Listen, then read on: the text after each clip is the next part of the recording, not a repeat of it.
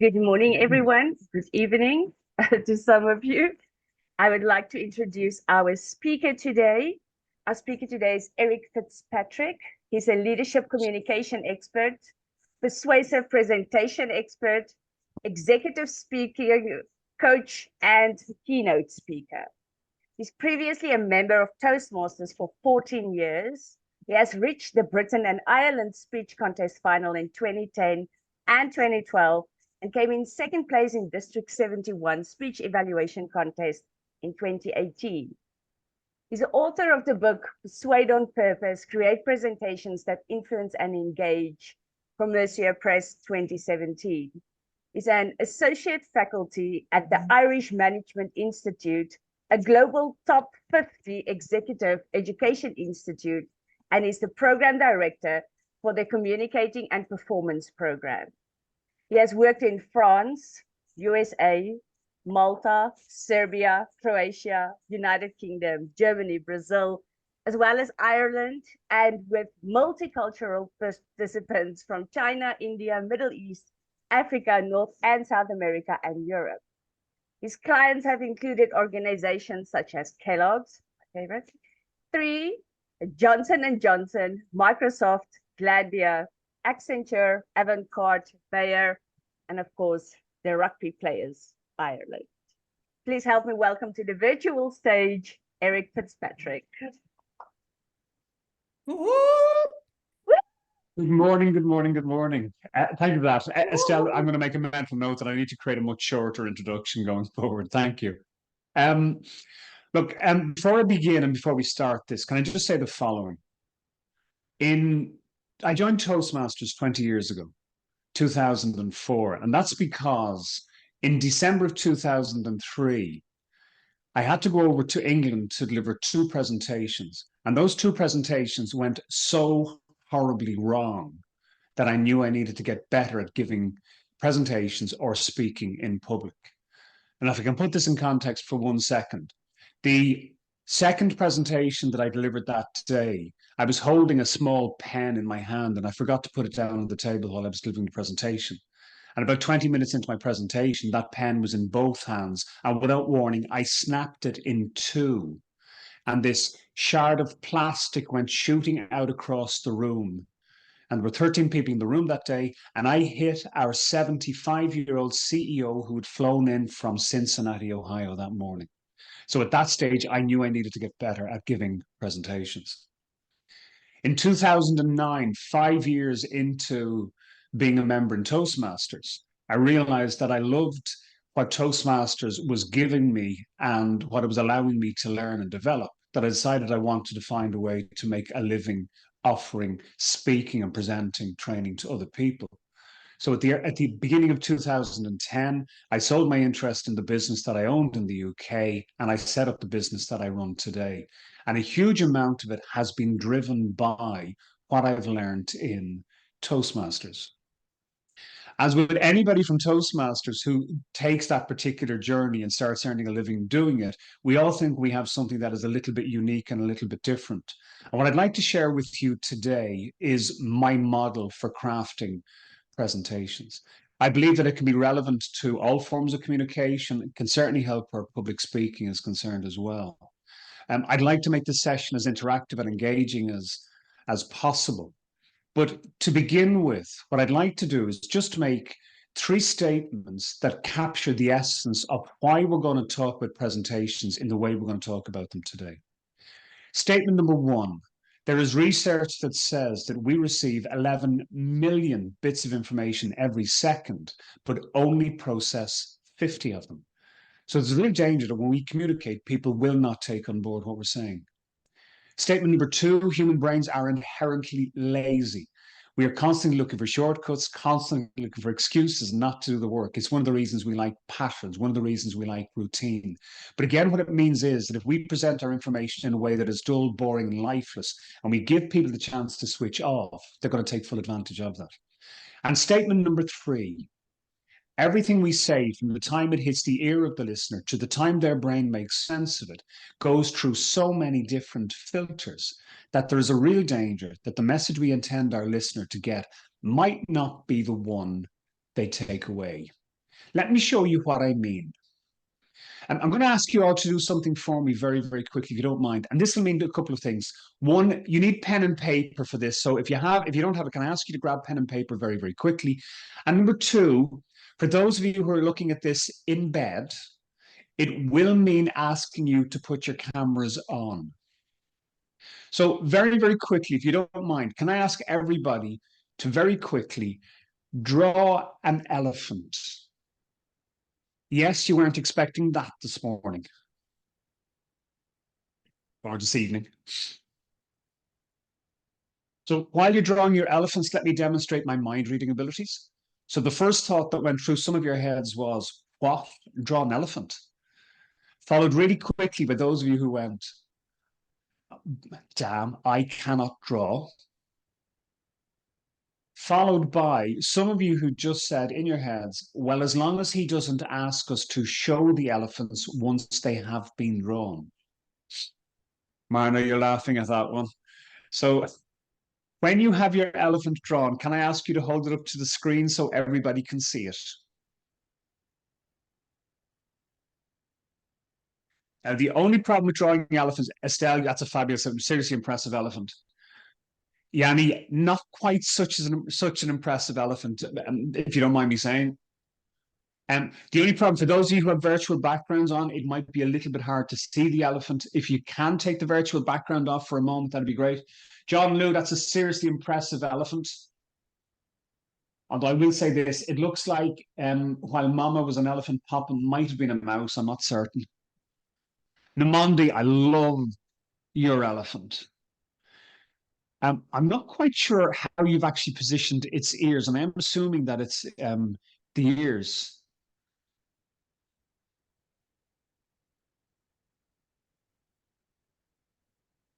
And again, before we continue, can I just say to everybody, if I mispronounce your names while we're doing this, I do apologize. So is this Shoanello? Tladi, is that you? Is that even close to pronouncing your name correctly? Because that is such a fantastic elephant. Andrew, you've drawn your elephant on a page that has words on it, hoping that the words will distract me from actually seeing the elephant that you've drawn. I like your style. Percy, can I ask you one question, Percy? You're not a graphic designer by profession, are you? No, I'm not. I'm not. That's very good. I'm really happy to hear that, because that's up there with one of the best elephants that I've seen drawn in a long, long time. Maine, that's a really impressive elephant. Daneline, that is an elephant. I think it's an elephant. Yes. Here's the thing that I would, Ray, just hold your elephant down a fraction. No, yeah, just down there, and just take it back a little bit. Yeah, I can see enough of the shape of it to see, yes, we have an impressive elephant. Do me a favor, everybody, hold them back up again for one moment. And the one thing that you will notice is that they are all different. Some are facing left, some are facing right, some are facing straight out the page. Some of them have 4 legs, some of them have 2 legs, some of them have big ears, some of them have no ears. Some of them have large trunks, some of them have small trunks. And to me, it captures, the question it poses is, why did we end up with so many different looking elephants? And it's got nothing to do with our artistic ability. The reason we have so many different elephants is that, one, everything we say is open to interpretation or open to misinterpretation. And the second reason is that while my instructions were perfect for me as the sender, they left too many gaps for you as the receiver. And as we go through this session this morning, one of the things that I would ask you to consider is that everything that we do is designed to reduce the gaps that could cause confusion in the mind of the listener. And if we can reduce those gaps, it makes it easier to be able to deliver the message we would like to deliver. The final thing that I would like you to do, could I ask you to hold up your elephants one last time? And what I'm going to do is I'm going to tell you what your elephant says about your personality. So if your elephant is facing to the left as I'm looking at it, the way Estelle's is and Ray Hong Wang's is, you are forward thinking, you are progressive, and you are open to new ideas. If your elephant is facing in the opposite direction, the way John loses, John, you are set in your ways and you like things exactly as they are. You are slow to embrace change. If your elephant is facing straight out the page, you are highly intelligent and you do not like to spend time in the company of fools. If any of you have drawn your elephant from behind, and I haven't noticed that, but if you have, you are a sick individual. Get help. If your elephant has 4 legs, you are trustworthy and reliable. For those of you who drew your elephants with 2 legs and are now trying to convince yourselves that the other 2 legs are hidden behind the 2 that you drew, that doesn't count. If your elephant has big ears, you're a very good listener. I'd absolutely recommend that you look at the elephants where people haven't drawn any ears at all. It'll answer an awful lot of questions in your mind straight away. And the final thing that I would like to say about your elephant, your personalities, is this. The longer the trunk that you've drawn on your elephant, the bigger the ego. So we shall see what happens as we go through this session. Thank you for that, everybody. I call my presentations training Persuade on purpose because ultimately I believe that when we deliver presentations, it is all about getting people to buy into our ideas or getting them to buy into us. I'd like to do 3 things today.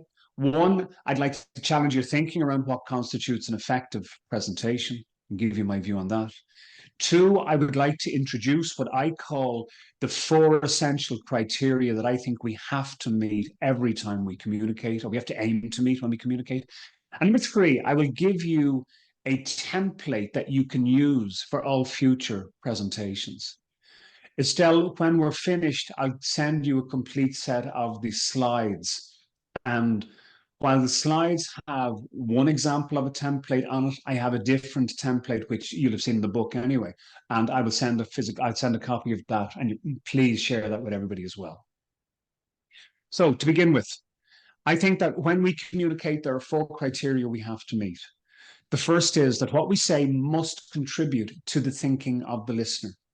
And that might seem like a very obvious thing to say to everybody, but the fact is we're not as good at doing it as we would like to think we are. We're very good at saying what we would like to say. We're not as good at saying what the other person needs to hear.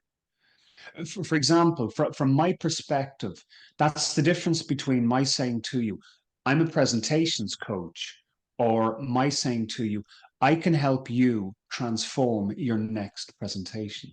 That second one will carry much greater weight. Can I also say, just before I move on, if at any stage this morning when I'm speaking, if I happen to speak too fast, or if you don't fully understand, if I don't say it in a way that you fully understand what I mean, please do not hesitate to ask, and I'll be only too happy to slow down or to say it differently if need be. Criteria number 2, what we say must be easy to remember or recall. Because people don't need what you give them at the time you give it to them.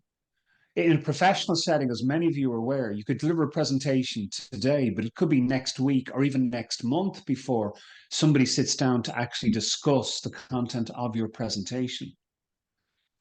I would argue as well, for those of you who do take part in Toastmasters competitions, if you happen to be one of 10 contestants in a competition and you happen to be the first of the contestants, it could be an hour before the judges, it could be longer, it could be an hour and a half, maybe even 2 hours before the judges actually get to sit down and evaluate all of the speeches and make a decision about who's going to win competitions. How do you make sure they can remember what you said? How do you make sure they can remember your message? Criteria number 3, what we say must be easy to understand. And again, my experience is that certainly professionally, there are times when people with certain professions, whether it's legal professionals, finance professionals, tech professionals, use the language of their profession, which will often elevate their expertise, but make it harder for people to understand what they're saying. So anything that we can do to make it easier for people to understand our message, hugely valuable. And criteria number 4, what we say must engage. And for me, engagement is not a nice to have in talks or presentations. For me, engagement is a must have, because ultimately, as you made reference to, Estelle, it draws people into your presentation. So here's the problem I have. A day, a week, or a month from now, you will not remember these 4 criteria. So the question I would like to ask is, who has identified the acronym that will help you to remember these 4 criteria?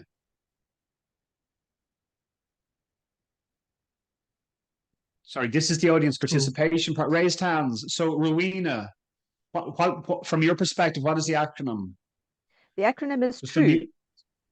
The acronym is TRUE. Now, so here's the thing. Here's the bit that I would like you to get.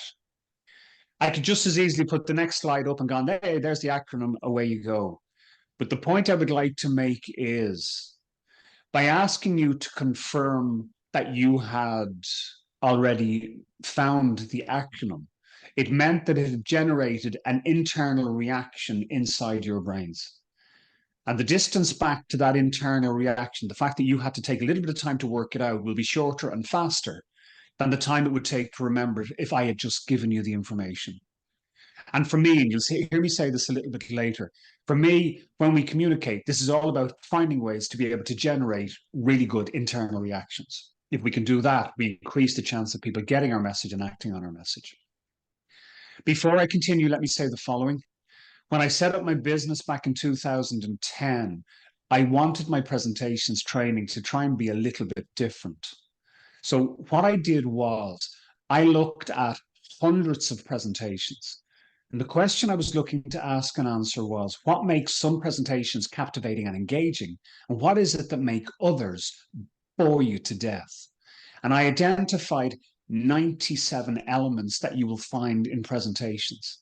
And all I did was I measured those 97 elements against these 4 criteria. And what I found was that some of the elements will meet all 4 of the criteria. For example, storytelling will do that. Some of the elements will meet 3 of the criteria, 2 of the criteria, 1 of the criteria.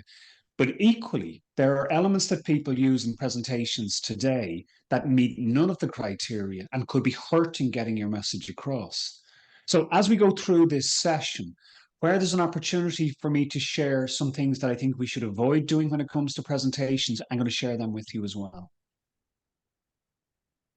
From my perspective, from my point of view, when it comes to presentations, there are 6 component parts.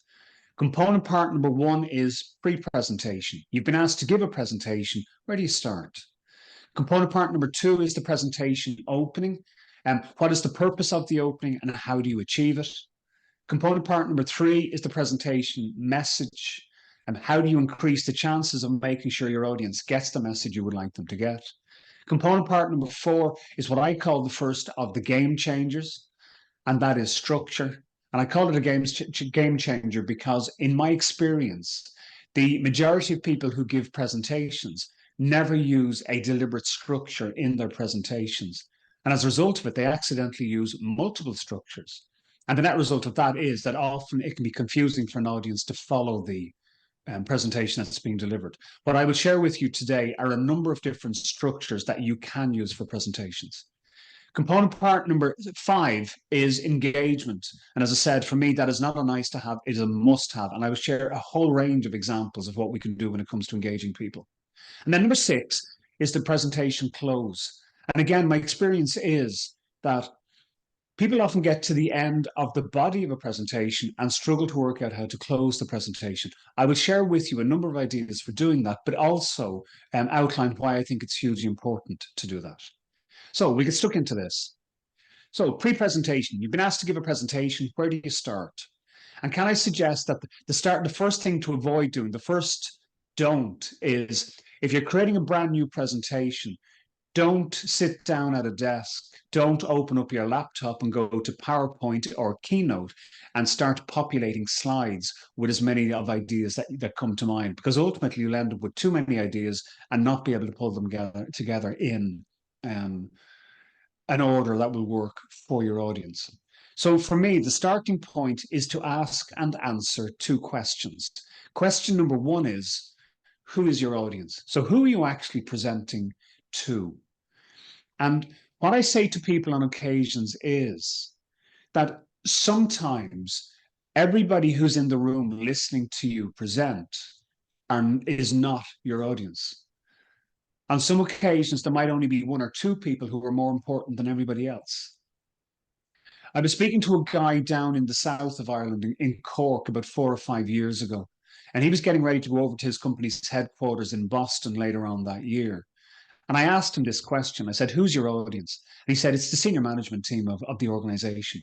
And I said, is there anybody more important than anybody else? And he thought about it for a moment. And then he said to me, he said, Kevin is more important than everybody else. And Kevin was the senior vice president of whatever role he had. But he said to me, he said, if I can get Kevin to buy into this idea, he'll get everybody else to buy into this idea. Can I just say before I continue, I don't know anybody here. The only person I've been speaking to in advance of this is Estelle. I don't know what people do for a living. But if any of you find yourselves going for an interview for a job anytime in the near future, and it includes giving a presentation, you might find yourself sitting across a table from 3 people or 5 people, but there might be only one of these people that you actually have to tailor your message to. If you're going for a finance role, for example, you might have the chief financial officer in the room. And if you can persuade them that you're the right person for their team, they'll make the argument to everybody else why you should be hired. Question number 2 to answer is, what is your objective? What do you actually want your audience to do, to think, to believe, or how do you want them to act at the end of your presentation? Can I ask a question? And I know we have a range of Toastmasters here for the moment, but could I get a thumbs up? Is everybody here familiar with the name Ted Corcoran? Has anybody ever heard of Ted Corcoran? Ted Corcoran was the international president for Toastmasters International back in 2004. And I was very lucky that when I joined Toastmasters, Ted was a member of a club very near where I was, and I would go to visit, and he was an absolutely incredible mentor. But Ted used to say that when we give talks or presentations, we're looking to deliver on the following objectives. We're looking to inform, we're looking to inspire, we're looking to motivate, we're looking to persuade. I would argue that by definition, if you are looking only to inform, in theory, what you're saying to people is, here's the information that you want, that I want you to take away, but I don't need you to do anything with it. So for me, when I work with people, I say that the answer to this question, what's your objective, starts with the words, my objective is to persuade, and then you work out how you answer that. You complete that sentence. Because it's only by delivering a talk or a presentation that is aimed to persuade people to buy into an idea or take an action that actually something happens at the end of the presentation. And if you don't want something to happen at the end of the presentation, what's the purpose of giving that presentation? And to be clear about this, you may not necessarily, in a workplace environment, you may not want somebody to take a new action. But maybe what you want them to do is, if you're delivering a report or you're delivering an update on a project, maybe what you want to do is persuade the people who are listening to you that actually you're very much in control of the way in which the project is going, that you're a very, very safe pair of hands. So you might be persuading them to recognize the value that you're bringing to this project at this moment in time. So for me, and I know this meets a little bit of resistance whenever I say this, the answer to this question going forward for every talk or presentation starts with the words, my objective is to persuade, and then you work out. In Toastmasters, my objective is to persuade people that I'm the right that I'm the winner of this speech contest or whatever it is. You know the point I'm trying to make. The third thing to do in pre-presentation phase is to brainstorm. If you're building any sort of a talk, if you're looking to build any sort of a presentation, the whole idea is to get as many ideas out of your head as possible, get them down on paper, and then look at what will be the best ideas that you can use to deliver the message you want to the audience you're going to be in front of to achieve the objective that you are going to achieve. So here's what I would like to do. I am going to put everybody into breakout rooms in a moment, and I'm going to give you about 7 to 8 minutes to do a very, very quick exercise for me. Now, just before I do this, just bear with me for one moment, please. I'm going to stop sharing this. I want to get something ready here on screen.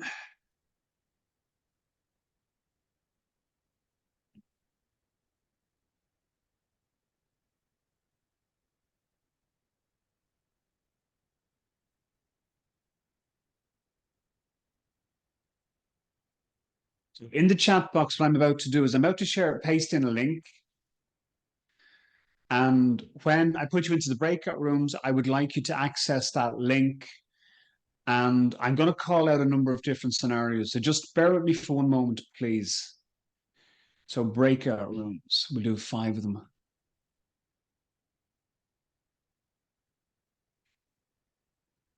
So there's going to be quite a few people in each, there could be 14, 30 people in each of these breakout rooms. So what I'm about to do is this.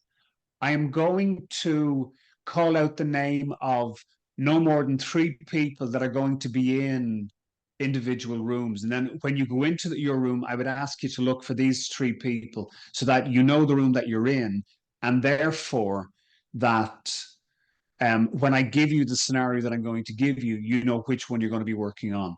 So room 1 will contain Advice, Kekana, Anne Heisman, and Bonolo Phillips. So everybody else who goes into that room, your scenario is, and if you don't mind, I'm just going to pick up a couple of very, very quick and easy scenarios. Your scenario is, I would like you to imagine that your audience is a group of non-Toastmasters, and your objective is to persuade them to join the organization. So can I ask Advice, Anne and Bonolo, if you would make a note of that for me, please, so when everybody else goes into that room, you can share it with them and they'll know what scenario you're going to be working on. Room 2 is going to be Angel Mlabane, Balaji, and Daneline Franzman. And your audience is Toastmasters, and your objective is new Toastmasters, and your objective is to persuade them to take part in competitions as soon as they are eligible to do so. Again, the idea is to have you thinking about how they benefit from doing that. So again, when you go into room 2 and you see Daneline and Bala and Angel, they will have captured that scenario. Room 3 is going to be Chloe Chen, Humani Chabalala, and Gabrielle Moshe. And your audience is also Toastmasters. And your objective is to persuade people who have never been on either a club committee or an area or a division committee to join, to get involved in one of those committees. So again, you'll be working with that group when you go into it. So Chloe, Femani, and Gabrielle, if you can make sure you capture that scenario, that'd be great, please. Room number 4 is going to be Andrew Mona, Chi Fong Shi, and Dudazeli Nutuli. And I'm giving you something completely different. Your audience is going to be American travel agents. And your objective is to persuade them to bring American tourists to South Africa in 2024. And then the final group is Christina Cabading, Denise Torcida, Franz Nyundu. And your audience is the board of an American pharmaceutical company. And your objective is to persuade them to set up a new manufacturing plant in South Africa. So they're the scenarios. If anybody, if the people whose names I've called out, if you haven't got them, do let me know. But we have those scenarios. So what I'm going to do is I'm going to open the breakout rooms. I would like you to click on the link that I've posted into the chat box, that Padlet. And what you will see is 5 groups. You see group 1, 2, 3, 4, and 5. If you're in room 1, you're group 1. If you're in room 5, you're group 5, etc. And all I would like you to do, and I'm going to give you no more than about 5 or 6 minutes, but in that 5 or 6 minutes, I would like you to come up with as many ideas as possible that potentially could end up in this talk or this presentation that you're going to deliver. This is an exercise in quantity, not quality. You were not looking to build a presentation at this moment in time. You were just looking to capture ideas that might end up in your presentation. So as I said, I'm going to give you 6 or 7 minutes. Your time starts now.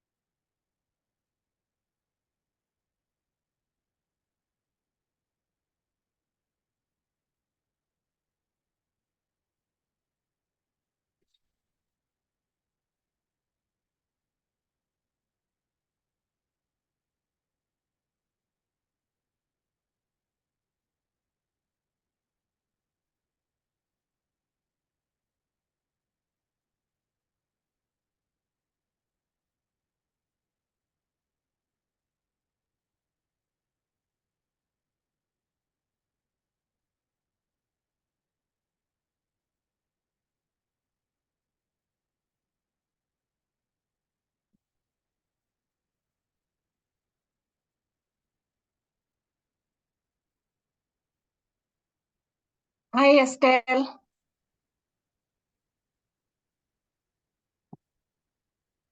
Estelle? Hi, yes, sorry, I was looking for the mute button. Yes, it's Grace. You know, I was driving. Now I'm at home. I've just joined with the laptop and it made me the host and I'm unable to join any room. Can you? Oh, because you joined the district. Can you just click on my Yeah. name and make me host? Or okay then. Okay. Do you know how to do that, Grace? Yeah, I know. Great.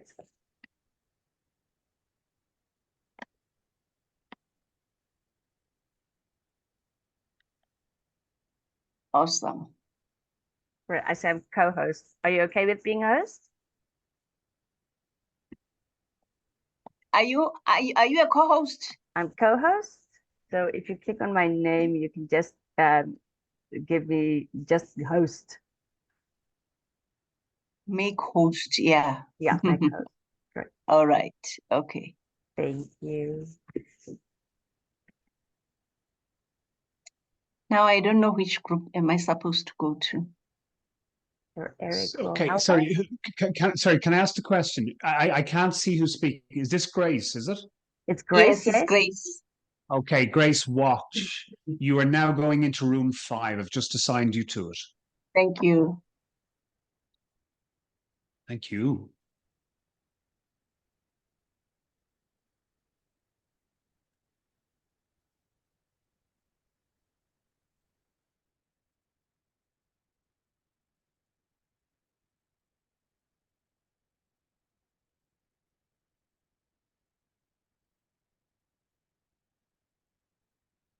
Great turnout this morning.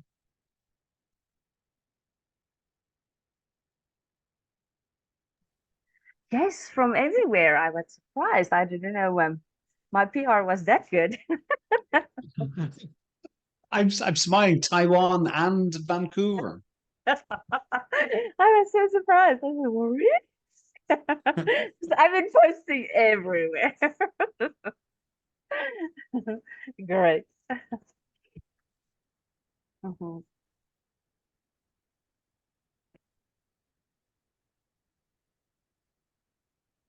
Yes, Eric, you're such a master. Everything you say is just like it's like this bumper sticker thing. It's like I can put this on a bumper sticker and live by it. Ah, no, it's incredible. Sorry, say that again, Estelle. I said everything you say is like a bumper sticker. It's short enough for me to remember. So I just put it on the back of my car and just remember it. This is true. Is this true? Is this true? And true meaning a lot of things. Like, A lot yeah. of different things, yes. no, this is, yeah, wow. It's like the book is coming alive for me. And I read it like twice. I know in the beginning of the book you say, okay, read it twice. And I'm like, yeah, okay, sure, yo, what? There's a reason.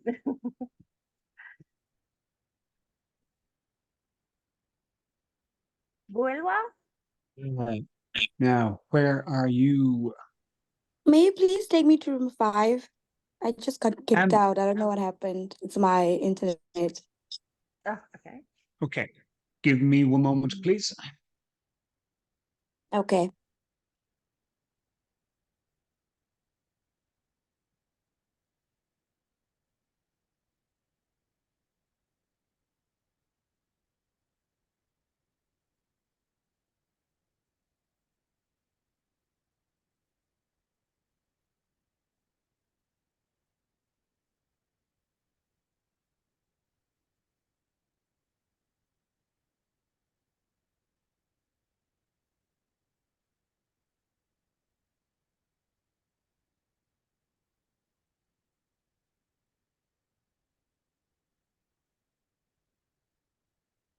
So do you prefer Zoom or what is the other one they use? Uh, there's another one they use. Teams is a Teams. very popular. Zoom is a much better one as far as I'm concerned. And certainly it feels more user friendly.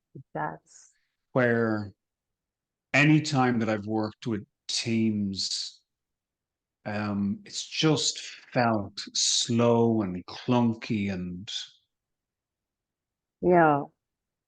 No, I prefer Ra- Zoom. Oh, Raboni. Rabone, have you been kicked out of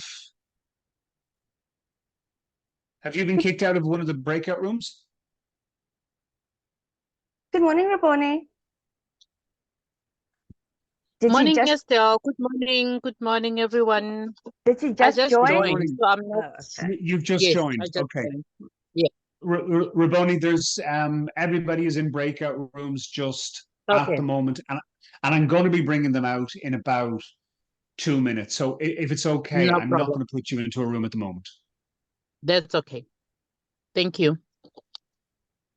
Will you do me a favor, Raboni, just while we're waiting for the 2 minutes? If you have pen and paper, and I asked everybody else to do this morning, would you mind drawing an elephant very quickly?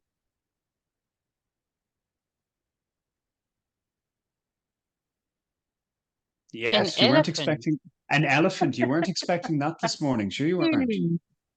Would you like to see my Yeah. answers? Look at my elephant, Raboni. And we've had some Oh seriously my impressive God. elephants. Equally, Raboni, we've Yeah. also had My we've elephant also had is a things that giant didn't look one. like elephants at all. Oh, lol. Yeah. Sterling, good morning.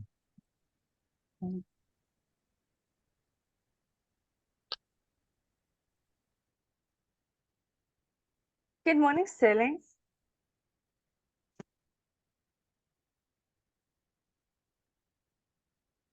Oh, there you are. Hello. Good morning. You're very, very Hi. welcome. Okay. Can I Sounds ask, like I'm have you? the only one person in Taiwan. No, we've 2 people in Taiwan. Yeah. Did you just join or were you in a breakout room? Just join. Just join. I would like to Okay. learn No, something from our speaker. Yeah. Sterling, we have Ray Hong Wang here as well, and he's from Taiwan. Oh, okay. We also have somebody from Vancouver. So as Estelle said, her marketing and her promotion was much better than she realized. Oh, okay. We also Okay. we look like we've had a couple of other people come in as well. Sonia, good morning. Marianne, good morning.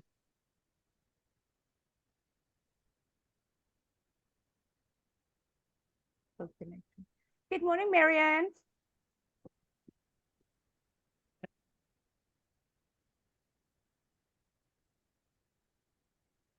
Are you? Oh, sorry. Good morning. I joined late, but I'm here. Okay. Good no morning. problem. You're very, very welcome. I was just saying to a couple of other people, Marianne, we have people in breakout rooms. I'm going to be bringing them out in literally a minute or two. So if you just want to sit there for a couple of minutes, that'd be great. Perfect.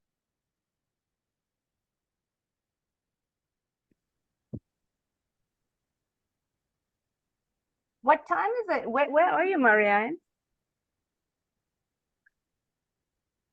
Where in the world are you?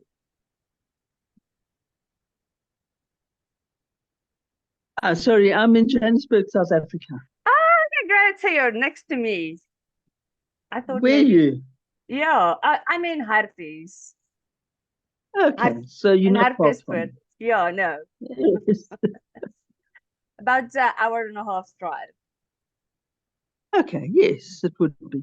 But it's beautiful out there. It is. It's really, really hot, but it's very beautiful. The heat we've had over the last few days has been unbelievable, actually. So, And while you're having menopause, that's not a good thing. it's not at all. Can I say, for those of you going, the weather is lovely and it's been really hot. I'm sitting here in Dublin and we had snow yesterday.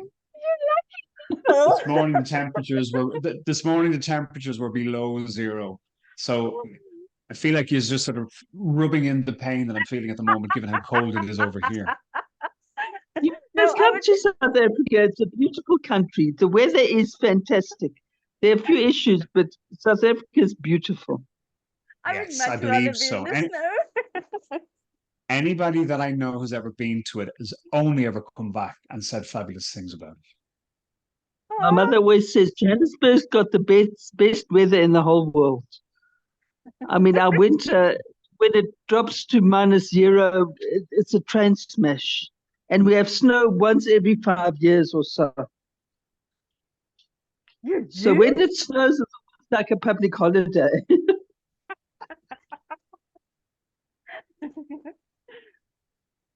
So, yeah. Right. So why are you having breakout rooms? I can't quite understand. Yes, Marion, people were in breakout rooms, but they're literally in the process of coming back out now. Okay. All right. I'm sorry I missed the first bit, but yeah, I don't know, life happens. It does. Okay. I'm going to stop sharing this for a moment. I just want to see if everybody's back. Looks like everybody's back. Brilliant. Okay. First of all, can I just say, if I just share that, there's a lot of really good ideas there. I'm assuming that group number 5, you've captured your ideas, you just haven't put them onto the Padlet. And if that's the case, that's absolutely fine. But No, again, there's no language barrier. The people in South Africa can speak English well, so the Americans don't have to worry about the language. No, So- sorry. May I jump in? Because I think Yes. it's my fault because my team our team they contribute a lot of ideas. Actually, I was in the process of typing. I think I typed in 4 or maybe 5, but it didn't show up here. I don't know why. Okay. Well, Yeah. look, you have the ideas. We will come back to them Yeah. a little bit later. But Thank you. ultimately, and particularly for those who've just joined, and you're very, very welcome. The whole idea is that we're in first of the 6 component parts when it comes to giving presentations. And what we've been doing is just a little bit of brainstorming to get ideas out of our head down on paper that potentially we could create a resource from which we will be able to build the presentation. I'm going to park that for the moment. And what we're going to do now is we're going to move on to the next component part of the presentations. Forget about all of these. We just bypass all of these. We've been there before. Okay. So, the second component part is the presentation opening. And you've just seen the next slide come up on screen. So I've just actually given away the game, as it were. But so I'll answer it rather than asking the question. For me, I think the purpose of the opening of a presentation is all about Sorry, Veronica sent a message saying, am I the only one left in the group? Veronica, you shouldn't still be in the breakout room. You should be out. Are you out of the breakout room? Estelle, would you mind just asking that question of Veronica just to see if she's out of the breakout room? If she's got stuck there, we're in trouble. I don't see anyone in the breakout room. I mean, as far as I'm concerned, they're all closed. Okay. So for me, if I could capture the purpose of the opening of a presentation, it would be with one word, and it would be the word disruption. Because my view is that if you think about every presentation that you ever give, if you think about every talk that you deliver, the chances are that there are people in the audience listening to you who have things going on in their lives that are more important than listening to us speak. In a workplace environment, you might have somebody who is sitting in the room listening to you, but they're working on a project and has a deadline of 12 o'clock tomorrow. And part of their thinking is, I should be spending my time working on that project. Given that a lot of presentations and talks and trainings, whether it's Toastmasters related or not, are now being delivered virtually, being delivered online. You might have somebody who's on screen someday listening to you speak, but actually they have a young child who's a little bit unwell in the next room. And part of their thinking is, I really want to go and comfort my child. So for me, it's all about stopping people thinking about the things that might be more important to them. Is there a problem with my link? So before we get into some of the things we can do to disrupt our audience's attention, to grab their attention, to hook them in, I'd like to share 3 openings to avoid. And the first opening to avoid when it comes to presentations is the grateful opening. You know, the one where you stand in front of people and you go, thank you very much for giving me a chance to speak to you today. We do that because we are nervous. We do it because we want to ease into our presentation, but actually it has no real value from the perspective of, from the point of view of the content that you're going to share. The second opening to avoid is called the apologetic opening. That's the one where you stand in a professional setting. That's the one where you stand up, or even a Toastmaster setting. That's one where you stand up and go, can I just say before I begin, Estelle was supposed to deliver a talk here this evening at this meeting, but she had to step away at the last minute. They've asked me to do it literally 2 minutes ago. I hope you'll understand if it may not be perfect. And then the third one to avoid is the introductory opening. And when I say the introductory opening, I mean the long-winded introductory opening. So indulge me for just one moment, please. To demonstrate why the introductory opening doesn't work. And this is one that people would typically use if they were standing in front of an audience that doesn't know them, and they give them loads of information about themselves. To demonstrate why this type of opening doesn't work, what I'd like to do very quickly is just play a version of what I call the so what game. So what I'm going to do in a moment is I'm going to give everybody, I'm going to make five statements. And after each of those statements, I would like everybody just to say 2 words. And those 2 words are, so what? So will you do that for me? Can I ask everybody to unmute themselves for one moment? So after each of these 5 statements, please just say the words, so what? So here goes. Hi, my name is Eric Fitzpatrick. So what? I'm from a company called Arc Speaking and Training. And so what? We've been in business since 2010. We're based in Dublin in Ireland. So what? We have 3 people working for us. Can I just say, some of you are enjoying this way too much right now.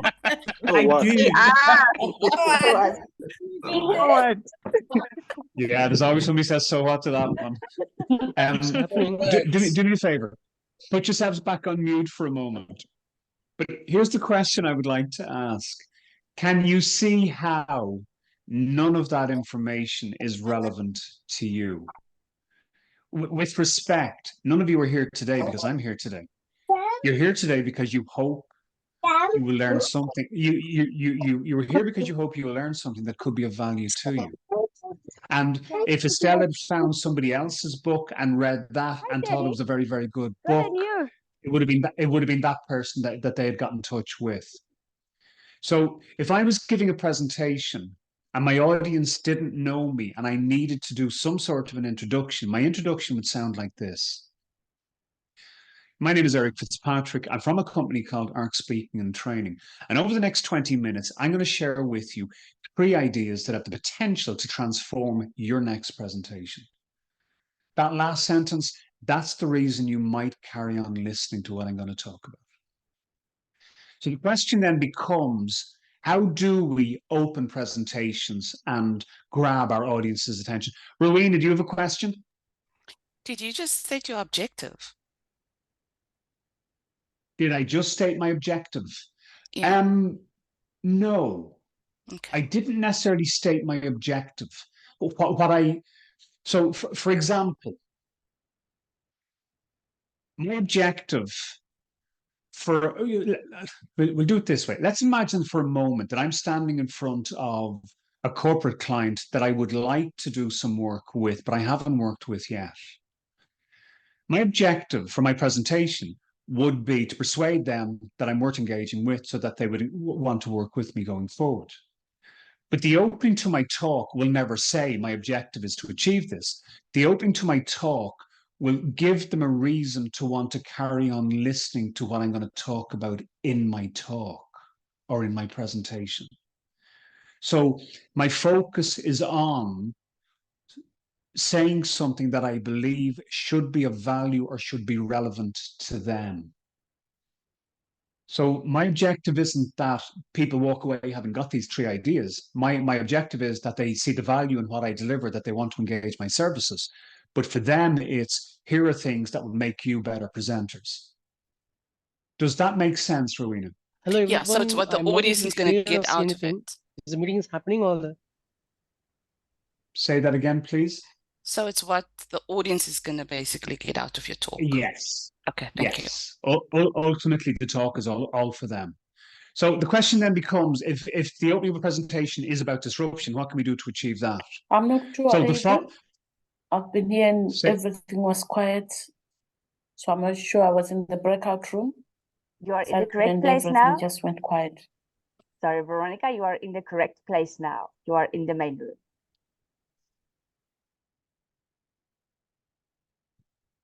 So what I would like, what I ask people to think about is, when it comes to presentations, is number 1, I believe a presentation in essence is a jigsaw, and it's about slotting all of the different pieces together.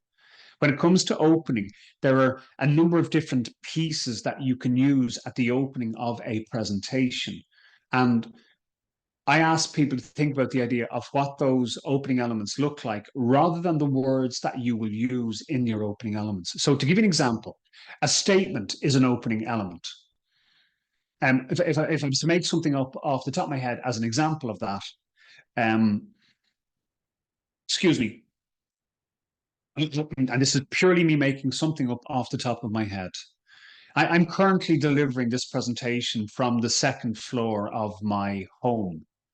But the reality is that where I live, if as a country we do nothing about climate change, by the year 2050, my room will be underwater. And that's just a statement. And once that statement is relevant to your audience or relevant to what you're going to talk about, you can start by making a statement. Number 2, you can start by posing a question. Again, self-explanatory, you get that, you understand that. Number 3, you can start by sharing facts and figures. Number 4, you can start by sharing a story. We all fully brace the value of storytelling in Toastmasters. You can start by stating your outcomes. I'll explain in a moment why that one is a different color. You can start with audience involvement, physically getting them to do something. It won't always be getting people to draw elephants, but it might be just getting a show of hands. It might be getting them to answer a question, whatever it is. You can start with humor. And can I say to everybody, please note that does say start with humor. It does not say start.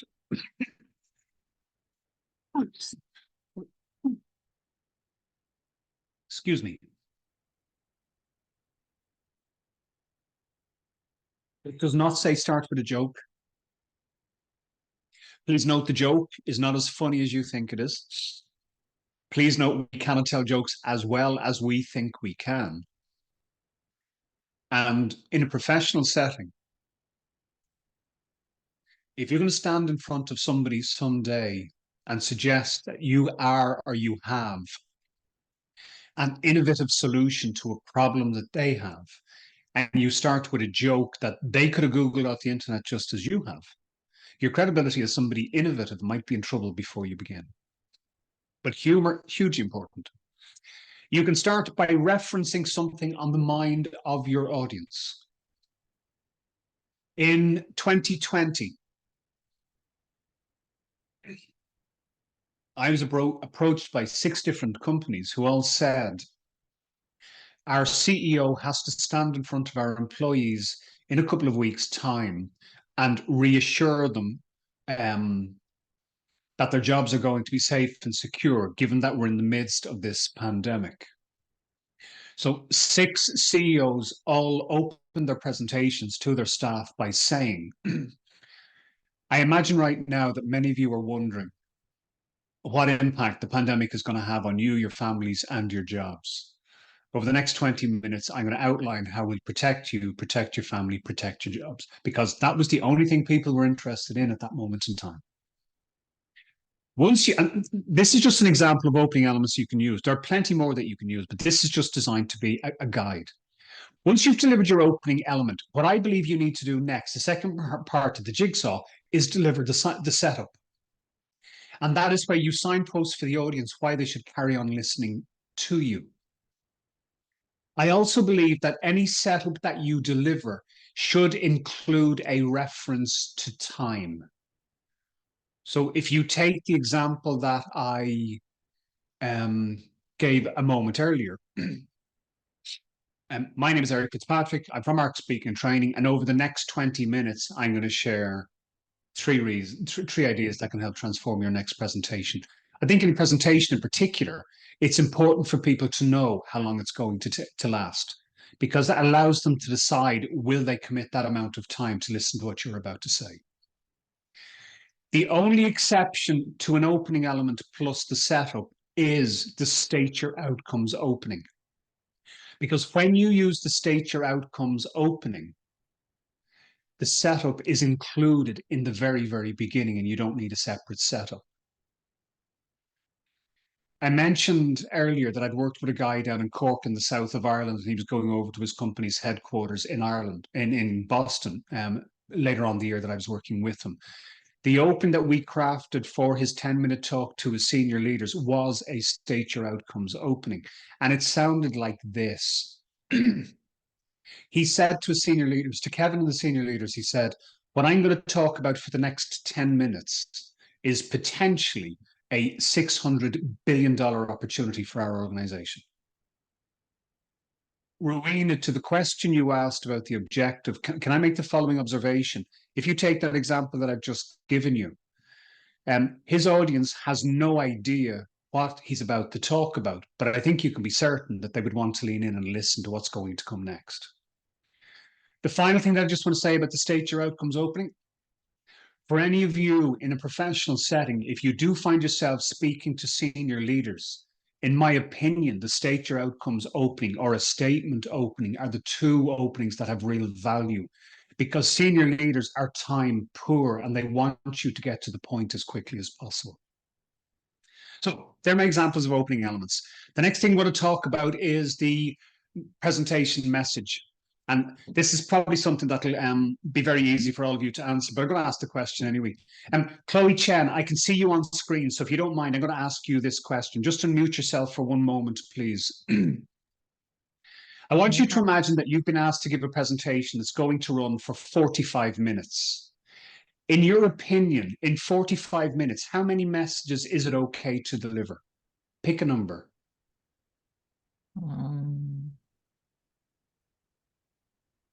5. 5. Samuel Chung, in 45 minutes, how many messages is it okay for you to deliver, in your opinion? 15. 10.15, 15. 15. 15, 15. 15. Okay. Yeah. Can I suggest that the correct answer to my question is one message every time? You might have 5 points, or you might even have 15 points that you need to cover in your presentation. But ultimately, it's about delivering one message. And if at the end of your talk or your presentation, your audience gets that one message, that's your job done. And very often when it comes to delivering presentations, presenters actually have no message, just a series of points that they have to deliver. Before I continue, let me say the following. A couple of years ago here in Ireland, I was telling this story, I was sharing this piece of information, and a man in the audience that I was working with said to me, he said, Eric, I have to challenge you on that. He said, every time I go to a restaurant, I have to deliver 2 messages. He said, the first message is, I'm a vegetarian, and the second message is, I am a celiac. And I said to him, and I say this to all of you, if you ever find a scenario where you believe you have multiple messages, imagine that they are points that you want to cover. And I say to people, find the message at the next level up that those points are actually going to support. So in the case of the person who was vegetarian and celiac, his message was actually, I have special dietary requirements. And if you can find a single message for your presentation, it makes it so much easier to be able to focus on and work out what goes into that presentation and what to leave out of it. Component part number 4 is the first of the game changers, and that's structure. As I said earlier, the majority of people never use a deliberate structure in presentations.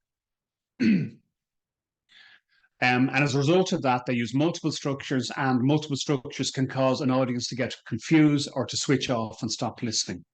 So what I would like to do is, I would like to share examples of structures you can use. And can I suggest that these structures, if you walk away from here today and you see the value in these structures, I promise that they'll actually make it easier for you to deliver the presentations that you want to deliver, but also make it easy for your audience to follow those presentations. And the first of the structures is what's called a numerical structure. And exactly as the name says, you're giving a presentation that promises to deliver a number of different points. As I said earlier, over the next 20 minutes, I'm going to share 3 key ideas that can help transform your next presentation. The secret with a numerical structure is make sure that we can hear each of the numbers. So the first idea that I'll share is, and then give me that. The second idea that I'll share is, and then give me that. And then the third idea that I'll share is, and then give me that. And the idea behind a numerical structure and the value of a numerical structure is that every time you move from the first idea and then you say, so the second idea that I want to share is, your audience can see the transition from the first point you were speaking about to the second point you were speaking about. And sometimes if we don't have deliberate structures, we as the presenter know when we've moved from one point to the next, but sometimes our audience doesn't see it as clearly as we do. And that might actually cause them to stop listening to you at some stage to go, is this person still talking about the same point, or have they moved on to something different? So a numerical structure makes it an awful lot easier to do that. The second structure that I'm going to share with you is far and away my favorite structure when it comes to constructing presentations, and particularly if you're trying to get people to buy into your ideas. And this structure is called the rhetorical question structure. And the principle behind the rhetorical question structure is that when you're building your presentation, you look to anticipate the questions that you believe your audience would ask and want answered as part of this subject. And you build those questions and the answers into your presentation. Off the very, very top of my head, an example of it might be if you were talking to a non-Toastmasters audience, it could literally be, so what is Toastmasters? What could it potentially do for you? How do you get involved in it? What are the potential opportunities once you join? And even as I say those 4 questions, and as I said, I've made them up off the top of my head, you can see the story beginning to take shape and starting to flow. So it is a really powerful structure. Other examples of structures that you can use, and I'm not going to go into these in detail, but ultimately you can have a compare and contrast structure. That's self-explanatory. You can have a modular structure, which is like a numerical structure, except that you don't use numbers. You use the subject matter of the module. So for example, in this presentation, I'm going to talk about sales and marketing, HR, operations, and finance. And then it's a case of going, right, to begin with, let me talk about sales and marketing, and you know I'm into the first of the modules. When I'm finished with that module, I could turn around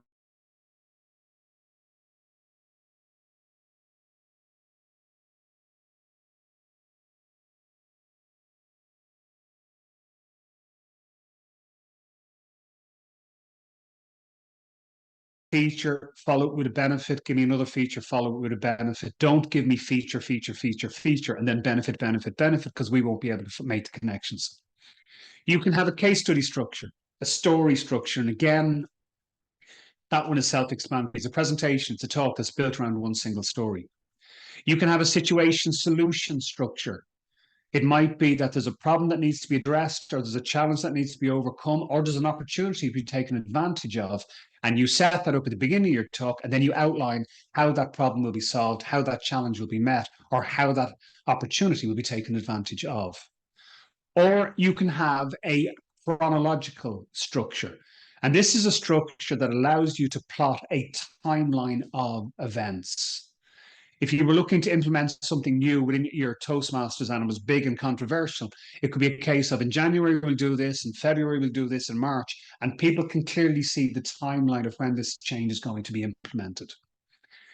The secret with structure is to select one structure and stick to it throughout your presentation. That does not mean that you pick one structure and that's the only one you ever use for every presentation going forward. It's not. You can change structures depending on the presentation, but for each individual presentation, have one individual structure. If you do that, my promise is it will make it easier for you to tell the story you want to tell and make it much easier for your audience to follow that story. Right, we're going to talk about the 5th of the component parts, and that's engagement. And as I said, for me, engagement is not a nice to have in a presentation, it is a must have. So before I get into some of the engagement techniques that we can use that I'm going to share, what I would like to do is this. I'd like to share a couple of things with you beforehand. And the first thing that I'd like to share with you is my formula for communication. Communication equals words, C equals W multiplied by I or. Communication equals words multiplied by internal reactions. And in my experience, everybody focuses on the words that they would like to share, when actually I think we should be focused on generating the right internal reactions. Before I continue, let me just say the following. I would like to think that at the end of this session today, that you will walk away with some really good ideas and some new ideas and things that you'll be able to improve when it comes to public speaking and presenting. But I promise you that a week from now, the first thing that some of you will remember is drawing the elephant. Or potentially, one of the first things that you'll remember from today was what I told you about what your elephant says about your personality. Because even as I did that, there were people laughing and there were people put up the laughing emoji on the screen, which means that it had generated the internal reaction. But if you can generate an internal reaction, it potentially makes it easier for people to remember your message and take the actions you would like them to take. I'd like you to have a think about it in the following way. If this black line represents your presentation or your talk or whatever it is, there are 2 things we want to avoid in any talk or presentation. The first thing we want to avoid is that people get bored and switch off early on. And the second thing that we want to avoid is that people get the wrong message at the end of our talk or presentation, because if they do that, they're not going to do what we would like them to do. My promise is this. If you only focus on content, on the black line, people will get bored and switch off, or they will walk away having got the wrong message. So what I promote is the following idea. If the black line represents the content that you want to talk about, these red lines represent moments in your talk or your presentation when you do something for the purpose of engaging your audience. The first red line here was getting you to draw the elephant. The second red line here was getting you to do the brainstorming exercise. The third red line was playing the so what game, rather enthusiastically, I might say. There will be other red lines that you're going to see now very, very shortly. In terms of engagement, it will never look as uniform as I have presented it here. So to that end, what I'm going to say is I think that we should all have what I call a content to engagement ratio.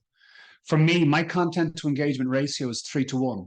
So if I'm speaking for 60 minutes, a minimum of 15 minutes must be engagement with my audience. And that are moments when, in essence, I step away from my content to do something to make sure that I'm bringing my audience on the journey with me. So the question then becomes, how do we engage audiences? And what I'd like to do is just share a number of ideas with you. The first 3 ideas that I'm going to share with you in terms of engaging audiences are engagement techniques that you met when we spoke about opening presentations. Asking your audience questions will draw them into your presentation. Sharing stories will draw them into your presentation. Getting them to physically do something will draw them into your presentation. What I'd like to do is just introduce a couple of other ideas as well. So the first one is what's known as word pictures. So indulge me for one moment, right? I'm going to pick 4 people. Estelle, you're going to be one if you don't mind. Chloe, you're going to be one. Who else have we got? John Liu, you're going to be one. And I just want one other person. Sandra Cooper, is it possible for you to switch on your camera?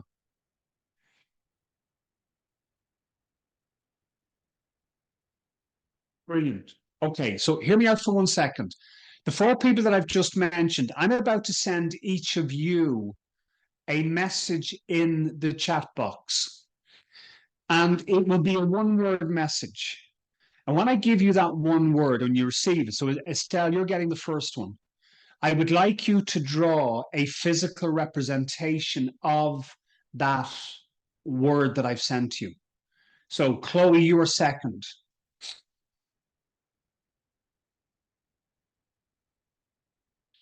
Chloe, I'd like you to draw a physical representation of the word that I've just sent to you. John Liu, you are third. I'm going to ask you to draw a physical representation of the word that I have just sent to you. And Sandra, I'm going to ask you to draw a physical representation of the word that I have just sent to you. So to all 4 of you, sorry, Sandra, I'm going to send it again so I spell it correctly this time.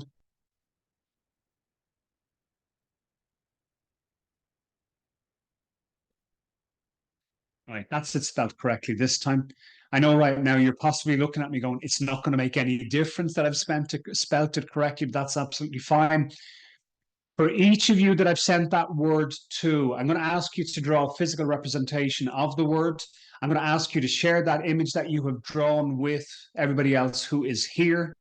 It might mean that you need to undo your virtual background, but to everybody else, and we start with Estelle, once she shows you the image, I would like you to shout out the answer or type it into the chat box once you recognize what has been drawn. Bicycle. Bicycle. Bicycle, brilliant. Do you see this, John Liu? This is such an easy game. It's a brilliant game. Chloe, do you have your image drawn? Give me 1 minute.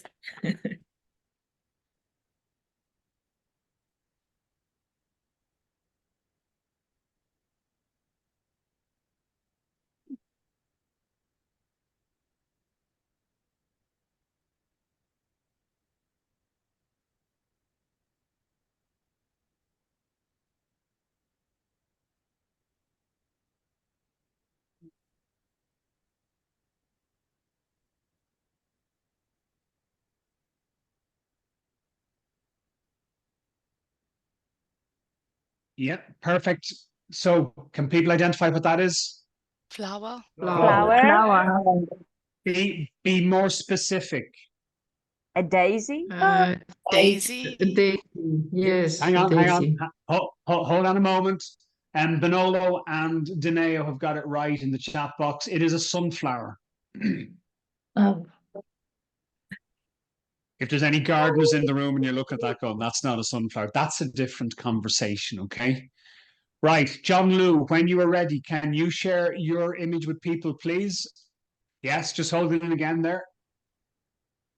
So as soon as you recognize what's been drawn, please shout out the answer. At I'm not risk. jumping off a cliff. Yeah. Sorry, hold on. Right, John, you've just killed me here. You realize that? I asked everybody else to shout out the answer and you just gave the game away. You gave them the answer for me. That's my fault. I do apologize. No problem. But no, it wasn't hangman. It wasn't a man walking off a cliff. It wasn't a person jumping. I usually take 5 guesses. And John called out the answer. The answer, what I'd asked John to draw was risk. John, can you hold it up on the screen again for people to see it? So can you see risk now that you know what the word is? Yes. It's still, I love the fact that you're being that polite, but it's still very hard to see that that is the word risk. Okay, brilliant. John, thank you for that. Suicide. Sandra, when you are ready, please hold up your image so people can see it. As I said, unfortunately, you might have to remove the virtual background.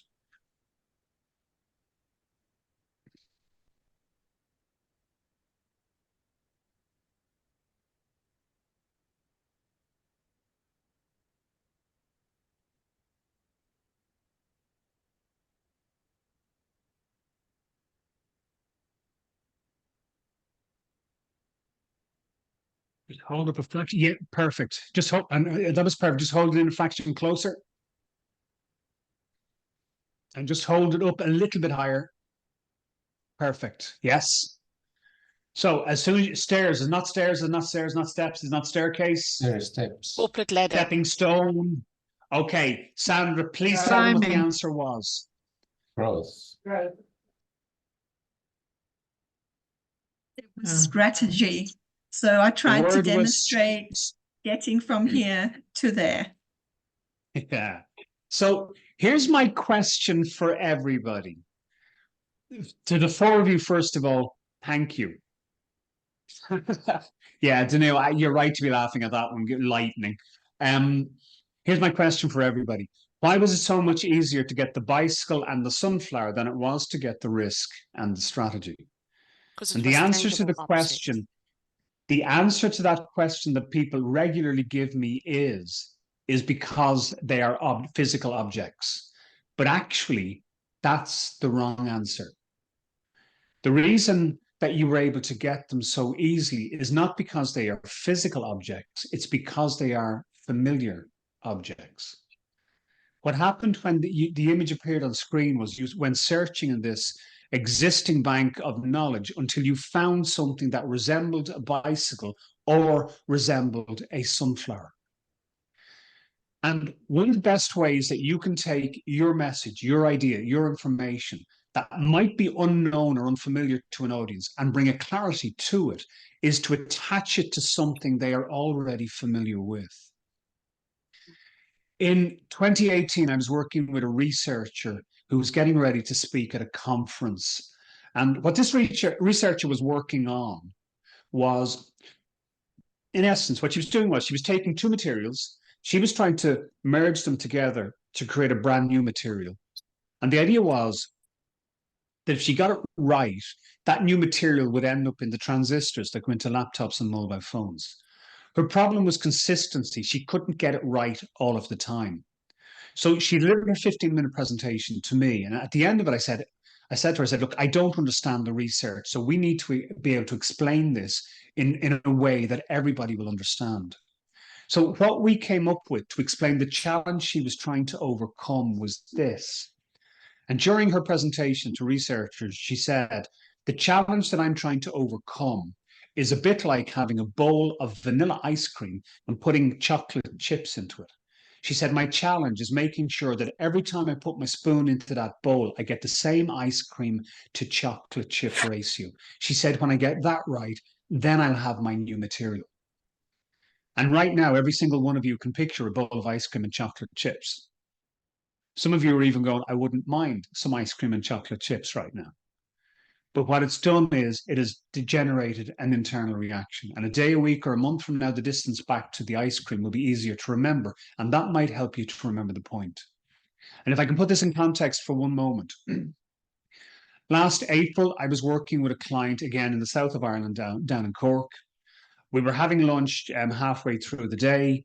The person that I was having lunch with the person who had booked me and brought me in. And across the restaurant floor, she saw a friend of hers and she waved over to the friend. And the friend came over to say hello to her. But when the friend arrived, she recognized me because she'd been on a training course that I delivered a year earlier. And she turned around and she said to me, oh, I said, it's you. She said, I was on a course with you a year ago. She said, I can still remember what you said about the ice cream and the chocolate chips. And the point I would make is that when we deliver our talks, when we deliver our presentations, we don't necessarily need people to remember the message today when we've delivered it, but it might be tomorrow or it might be next week. Anything that we can do that makes it easier for them to do that should be taken full advantage of. The next thing that I want to talk about briefly is language itself, because ultimately it is the words that we use that get people to buy into our ideas or allow us to deliver the message that we want to be able to deliver. And the reality is that all words are not equal. So what I'd like to do is share with you language techniques that you will be familiar with, but also that you can use that might make it easier to deliver a message that can be remembered long after you have delivered it. And what this here is known as the SCREAM method. I believe it's attributed to Winston Churchill.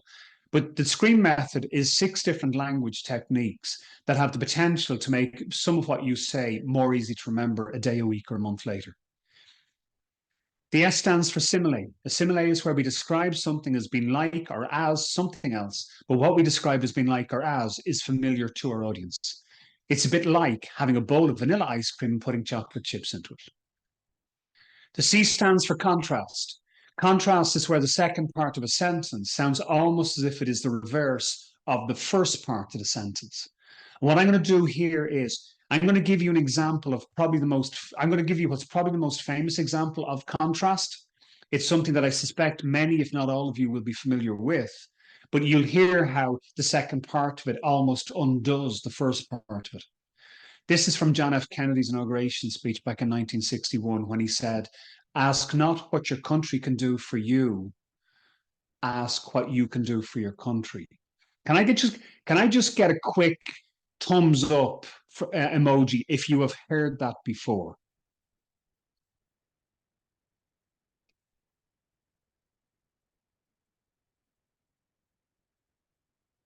So quite a few people are putting their hands up. So here's the question that I would like to pose. And I don't want anybody to answer this, but I do want to think of this. The majority of people who are on this call today were not born when John F. Kennedy said that in his inauguration speech back in 1961.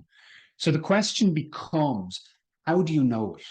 And the reason you know it is because when it was said at the time, people went, oh, that's really good. It's really interesting. So it started getting shared and eventually got passed down 2 generations. Here's my question for everybody. If you don't mind, I just want to look at people's faces when I ask this question. How many of you know the rest of John F. Kennedy's inauguration speech from 1961? Yeah, thank you, Rowena. Yes. I'm sure someday somebody go, yeah, I know that. But 99% of the time, everybody goes, no, I don't remember any of it. But that's the point. People won't remember everything that we say, but could you help them remember some of what we say, because that might help them to remember the message. The R stands for rhyme. And again, ultimately, it is just about using language in a particular way to be able to make it more memorable long after you have delivered it. Here in Ireland, there is a healthcare company called Leia Healthcare. And as part of one of the advertisements that they show on television, one of the lines that they use is a really good example of rhyme. They say the following. They say, we are constantly changing, never still, making you better before you get ill. And all I'm suggesting is if you can craft language like that on occasions in your talks or presentations, it might be the thing that people can remember long after you have presented your information. The A stands for alliteration. I will come back to the E in one moment. Alliteration is where nearly every word in a sentence starts with the same letter or sound, but because of how it's constructed, it stands out from everything else around it. I'm going to give you an example of alliteration. I don't know if you're going to know this, but I describe this as the part of the day where I embarrass myself in any session like this. So if you know this, again, give me a thumbs up. If not, this is just a really good example of alliteration. Nearly every word starting with the same letter. And it goes like this. Betty bought a bit of butter, but the bit of butter Betty bought was bitter. So Betty bought a better bit of butter to make the bit of bitter butter better. Has anybody heard that? You have heard it, Ray. Brilliant. Point I would make is we learnt it when we were children. Why do we remember it today? Because of how the language is constructed. The last two, the M stands for metaphor. A metaphor is where we say that something is something else rather than saying it's like or as something else. But again, what we say it is familiar to our audience. And then there is the E. So what I'm about to do is this. I'm going to put you back into your breakout rooms. And when I put you into the breakout rooms, I'm going to share a document with you. And when you see this document, what you will see is a series of well-known slogans that you will associate with well-known brands. I'm officially going to give you 2 minutes to marry the brand to the slogan, but obviously I'll take a little bit longer because it's taking a bit of time for people to get into the breakout rooms. And please do not Google the answers, by the way. But let me put you into the breakout rooms first. And then I will share the document with you. And then I said, you have 2 minutes to marry the slogan, the brand with the slogan. Your time starts now.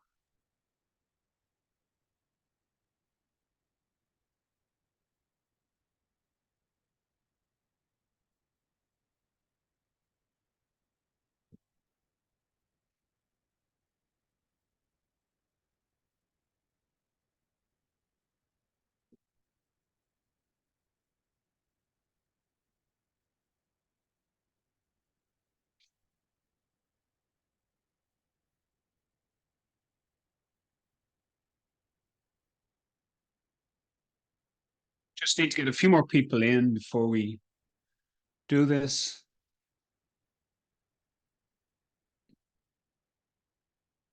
Hold on a second. Okay, I'm gonna put people in now. We have what? We've 18. Okay.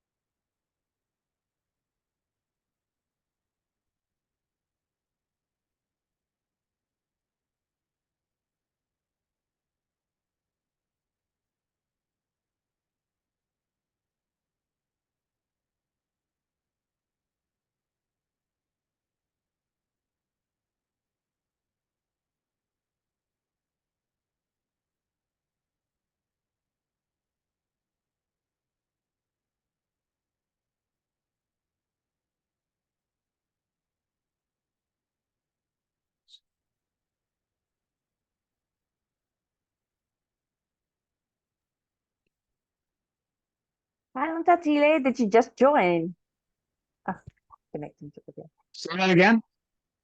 Tatile, hi, did you just join or were you in a breakout room already? I actually just joined now. Okay, great stuff. Yeah. Yes. I'm going to put you into a breakout room.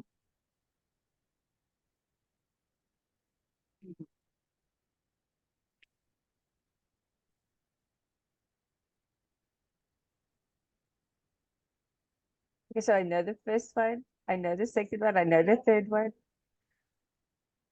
I know things different. Oh, I know taste the feelings. Okay. Say that again. I know the one taste the feeling. The others I don't know. Do what people can't. Do what you can't. Is it AI?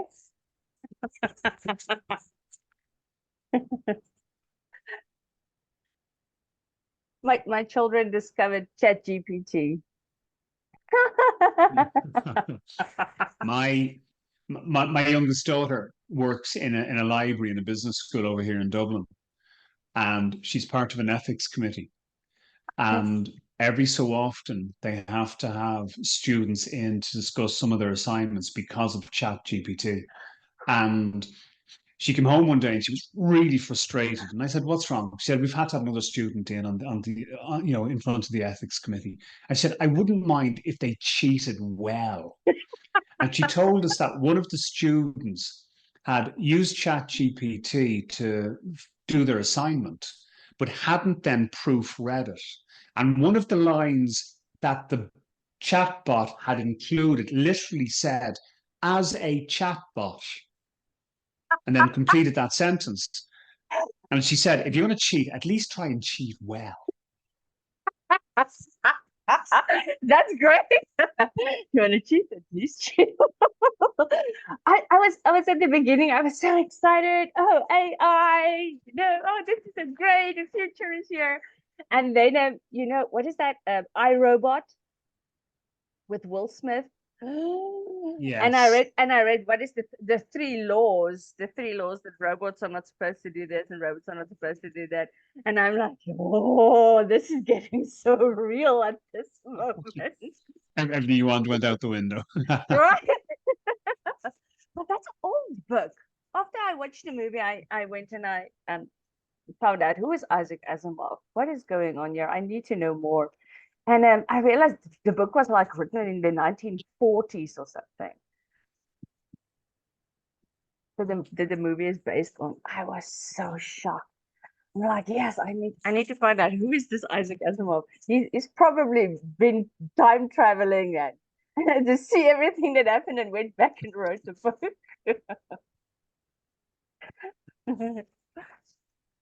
I'm on my journey with I'm going to them. give them 30 seconds longer, and then we start bringing them back out of the breakout rooms. Right. Maybe 1, 2, 3.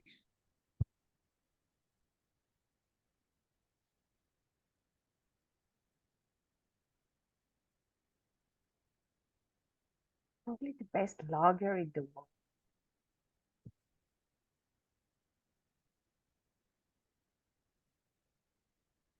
Sadie, have you just joined? Yes. Good morning. First of all, you're very, very welcome.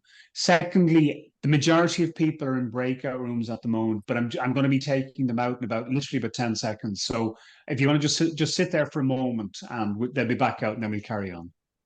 Okay. Can you see the screen, Sadie? Yes. Try to find out to which company these logos belong to.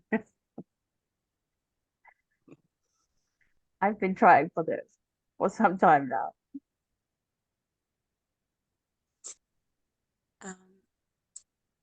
But write it down. Write it down. Don't tell anyone.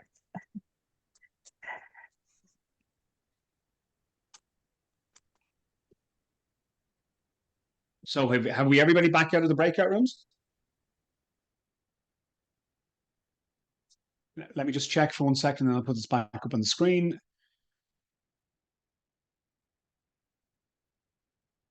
We don't have everybody. There's people still working on this. There's people taking this very seriously and trying to make sure they get as many of them as right as possible.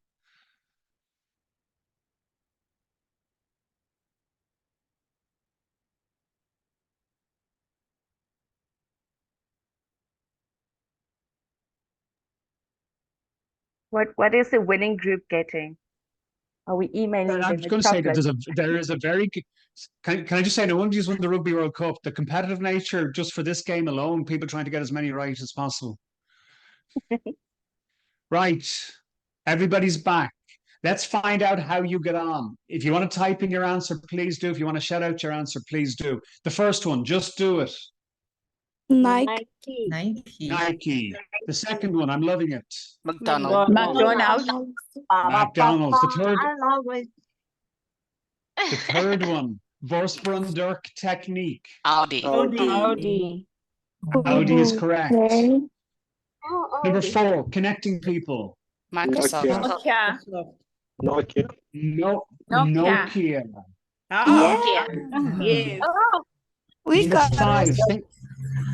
think different. Apple. Apple. Sorry, did somebody just say there for connecting people? We got that one. I told you it's a Yes, competitive good five, nature. we did. Good five.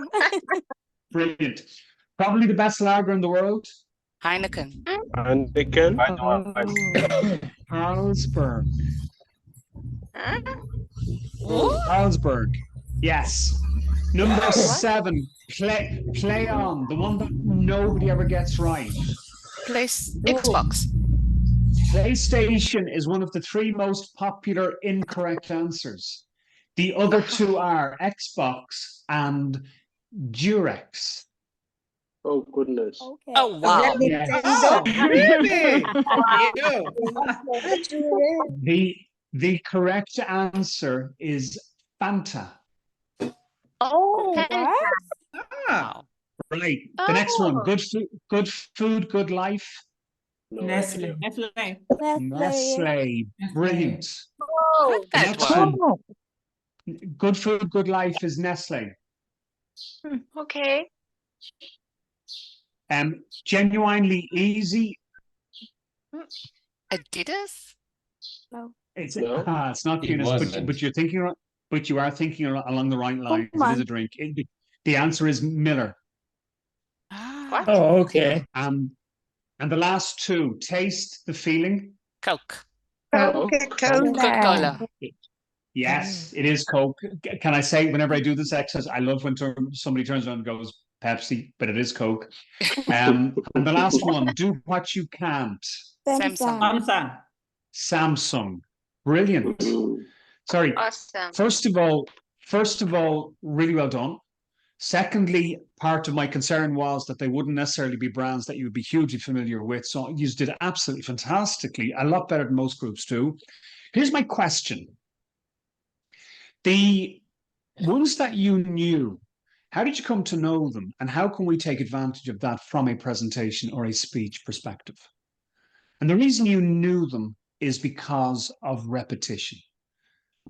In their case, those slogans or brands have been drummed into us over years and years and years. We don't have the luxury of years. Sometimes we only have the luxury of 20 minutes, or sometimes if it's Toastmasters competition speech, we have the luxury of 7 minutes. But the technique that is available to us is called echo. And the idea is that you take a message that you want your audience to get, and you use that message a number of times throughout your presentation. And the result of it is that they walk away with a better understanding of your message. Let me give you one example of that. Estelle mentioned at the start of this morning that in 2010, I got to the Britain and Ireland speech contest final, the district final, with a speech that was entitled Life's Too Short. Speech, as you know, was 7 minutes long. And in that 7 minutes, I used that phrase, life's too short, 7 times. The speech took place in May of 20. In December of 2010, I was in a hotel in Dublin, and a man walked up to me and said, "Excuse me, isn't your name Eric Fitzpatrick? I saw you deliver your life's too short speech earlier on this year." To be clear about this is not about me. This is about the fact that 7 months later, he could still remember the message. You might not need somebody to remember your message 7 months later, but it might be 7 days later. It might even be 7 weeks later. Could a technique like this help? Other engagement techniques that you can use include humor, videos where it's appropriate to do so, physical props that you can use to hand out to people, dialogue. And when I say dialogue, and again, I think in Toastmasters we're aware of this, sometimes when people give presentations because they are nervous, they go into what's called presenter mode. Dialogue is about recognizing that whether you're giving a talk or a speech or you're giving a presentation, that ultimately it is just a conversation between you and the people that are in the room with you.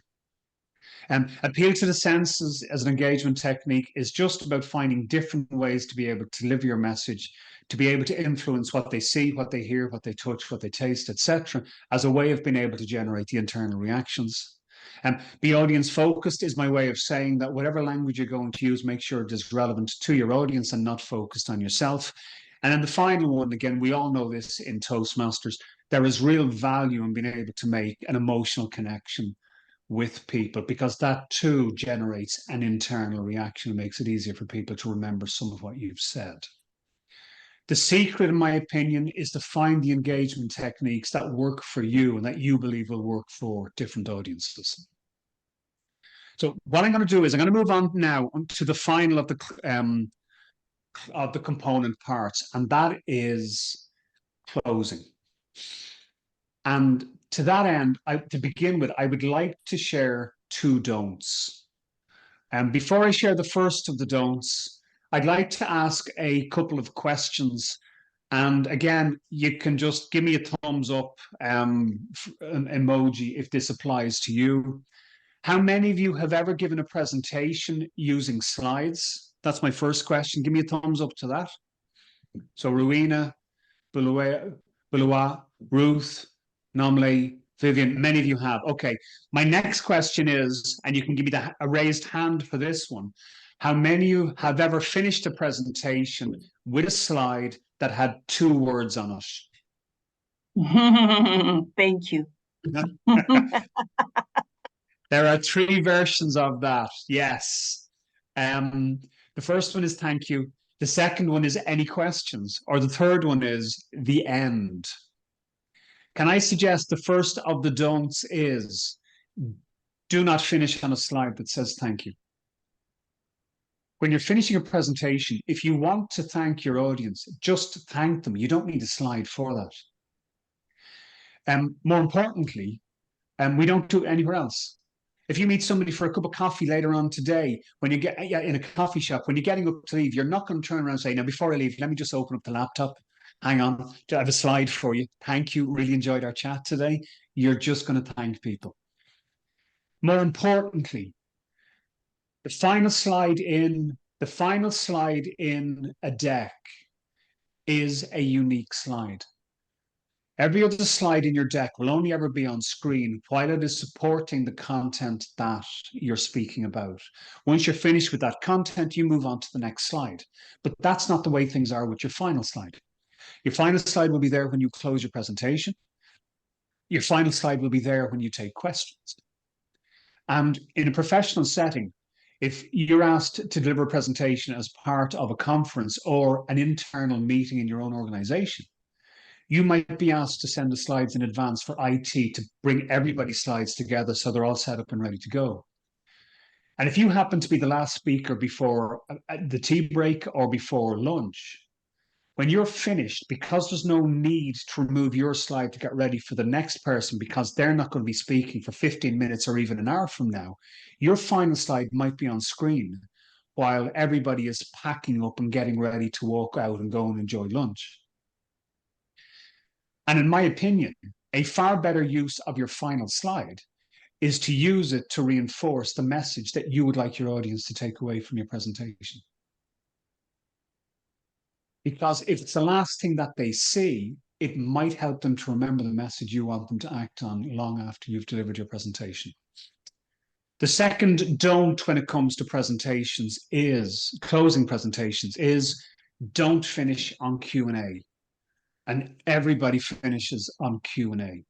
But here's why I believe it is a flawed approach. I can tell you that I speak at a rate of 134 words a minute approximately.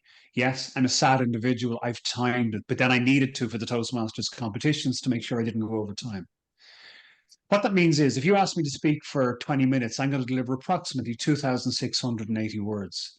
And the reality is that at the end of the 20 minutes, you will have forgotten nearly all of those words.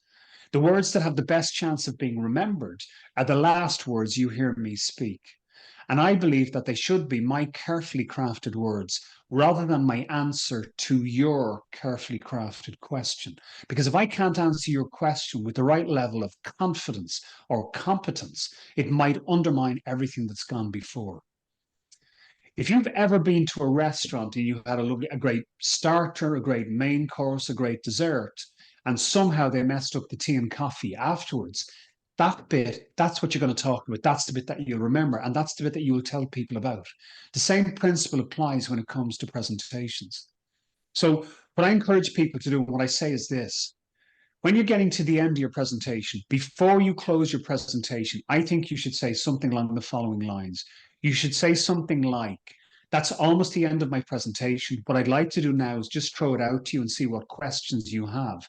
And then I have one thing that I would like to wrap up with. That one thing you wrap up with after the questions, that might be the one thing your audience can remember a day, a week, or a month later. So how do you close presentations? I think you can close presentations by posing questions, getting people to think about the question because it'll allow them to remember some of the content that you have spoken about during your talk or presentation. I think you can finish presentations by sharing stories that are examples that reinforce the point that you are the message that you want your audience to take away from your presentation. Or I think you can finish with a call to action.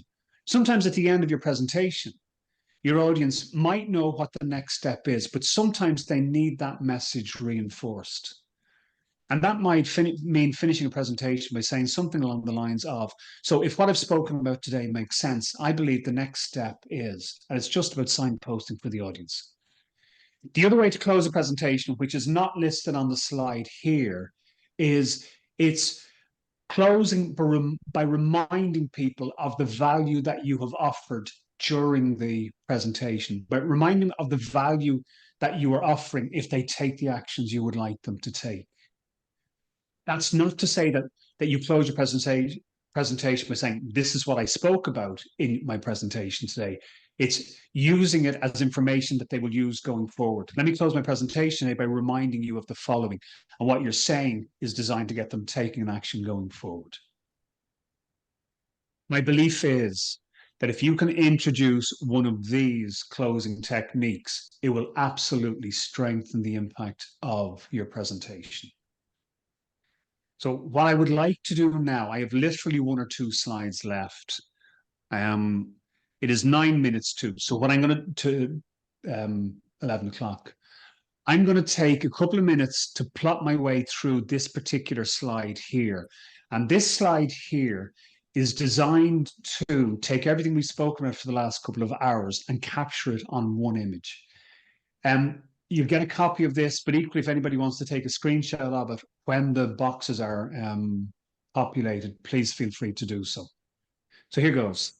Box number 1, your opening. What will you do to disrupt me, to grab my attention, to draw me into your presentation? Will it be a statement? Will it be a question? Will it be a story? What will it be? Once you've delivered that opening, you then need the setup. And again, for some people who've only joined recently, one of the things I said at the start of this session was, I view presentations as a jigsaw, and this is about slotting different pieces of the jigsaw together. This is me showing the pieces of the jigsaw in place. The only exception to having an opening plus a setup is the state your outcomes opening. If you use that one, the opening plus the setup are merged together and you don't need a separate setup. After you've delivered the setup, you're then ready to move in towards the body of your presentation. And that means delivering the first point that you want to cover. One of the mistakes that I see people make when it comes to presentations is because you have so much content and information available to you, people try to share point after point after point after point, hoping that some of those points will stick or resonate with their audience. And actually, what they do is they give you points at a very, very surface level, which makes it very hard for us to remember those points. So what I promote is the following idea. I think we should give our audience fewer points, but go into them in much greater depth.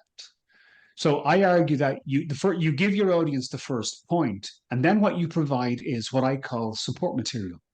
And sometimes that support material could be very, very general, and sometimes it could be something very, very specific. To be clear, here I'm calling it support material, but equally I could be calling it engagement techniques. It's designed to make the point you've made easier to remember. Let me give you one example of that.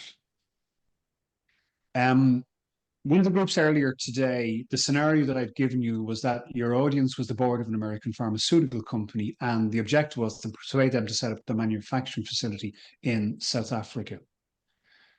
Whenever I do that with an Irish audience, it's the American Board of Pharmaceuticals, it's a manufacturing facility here in Ireland. And the first point that everybody wants to talk about when it comes to that here in Ireland is the favourable corporate rate of tax. And the support material that I share as part of the example is that while point number one is the favourable corporate rate of tax, it's 12.5% or 15%, depending on the size of the organization. The support material is making comparisons with other countries and their corporate rate of tax so that the audience can clearly see the difference. Once you have delivered your support material and your first point is complete, the next thing to do is not to deliver the second point. The next thing to do is to deliver the transition towards the second point. And that's where the structures that I mentioned earlier come in. So if you were delivering a numerical structure, this transition that you see on here screen, the box that I've just populated, that would be, so the second reason to set up your European manufacturing facility in Ireland is, or your manufacturing facility in South Africa is, and then give me the second reason, and then provide new support material. And then the beauty of the system that's on the screen here in front of you is once you've done that, you just repeat the process. When you've delivered the second point and the support material, you provide the next transition. The third reason to set up your manufacturing facility in South Africa is, give me the point you want, give me the support material. And then this transition box that's about to pop up on the screen here, that one, that's the transition box when you're moving from the body of your presentation towards the closing. That transition would be where you would say, look, that's almost the end of my presentation. What I'd like to do now is throw it out. You see what questions you have. I'll take the questions. And then I have one thing that I'm going to close my presentation with. The final two boxes. You can see that the widest of the boxes now has the word message in it. And what I'd ask you to make a note of is the width of the box. It starts at the beginning of the presentation and it closes at the end of the presentation. And that is designed to say that everything that goes into your presentation must support or be relevant to the message you'd like your audience to take away. And then the final box says structure. And actually, the width of this box is slightly incorrect. On the left-hand side, you can see it starts after the setup and before you get to the first point. And actually, this box should finish between the final point and the transition towards the closing. But the width of the box is designed to say that the structure is only relevant to the body of your presentation. What that means is if somebody was using the rhetorical question structure, that does not mean you have to open your presentation with a question. You can use any of the elements that you want to use. I have 3 minutes left. If it's okay, I might run over by a minute or two. I want to demonstrate one, why I know this system works, and then I'll see if there's any questions, and then I'll have one thing that I'm going to close out with. Here's how I know what's on the screen works as a tool for being able to craft really good talks or presentations. In January of 2012, one of my younger brothers, Graham, died suddenly out in Australia at the age of 39. From the time he died to the time we had a funeral mass, 2 weeks passed because there was a post-mortem and we were having him cremated. And during the 2 weeks, I wrote what was an absolutely fantastic 2-page eulogy. I was really, really pleased with it. Anyway, the day comes and we fly out to Brisbane. We arrive in the early hours of the Tuesday morning, and 24 hours later, we're standing in the church grounds waiting for the funeral mass in Australia to take place. And I turned to my other brother, Gary, who was with me, and I said, Gary, I'm going to go into the church and sit down. I just want to get comfortable with the 2 pages with the eulogy. And I went into the church and I sat down and I took out these 2 pages and I realized that I hadn't written this fantastic eulogy. What I'd written might have been wonderful words on a page, but they did nothing to convey who my brother was. And I took the 2 pages and I literally crunched them up into a ball and I put them down beside me. I am now 30 minutes away from delivering a eulogy and I have nothing to say. And that's when I remembered what's on the screen here in front of you. In the emotion of what had happened when Graham died, I stepped away from doing what I normally do. And in that 30-minute period sitting in the church, I literally went back to this go-to structure. And the one thing that I would say to everybody is have a go-to structure. In the 30 minutes in my head, I used this to be able to craft something that I was more than happy to stand over when I stood up in front of that congregation to deliver my message. So having a go-to structure can be hugely, hugely beneficial. It is 9 o'clock my time, it's 11 o'clock your time. So I want to demonstrate at least one of the things that I have spoken about for the last couple of hours. So before I do wrap up, does anybody have any questions? Eric, I got a question, regarding the structure for the transition. Yes. Could you give an example how to make the transition between the points? Yes. So it would simply be this. I'll give you 2 examples. Actually, I'll give you 3 examples of it very, very quickly. So if I was using the numerical structure, the transitions would be, so here's what I will do. You represent the board of an American pharmaceutical. I'm asking you to set up your European headquarters. Indulge me for a moment. I'm asking you to set up your European headquarters in Ireland just to be able to demonstrate this point really easily. And I'll give you the point plus the support material, and then I will give you an example of a transition in action. So here goes. So the first reason to consider setting up your manufacturing facility in Ireland is the favourable corporate rate of tax. Here in Ireland, that is 12.5% or 15%, depending on the size of your organisation. The first piece of support material is that compares with France, where the corporate rate of tax is 31%. It compares with Europe as a whole, where the average is about 25%.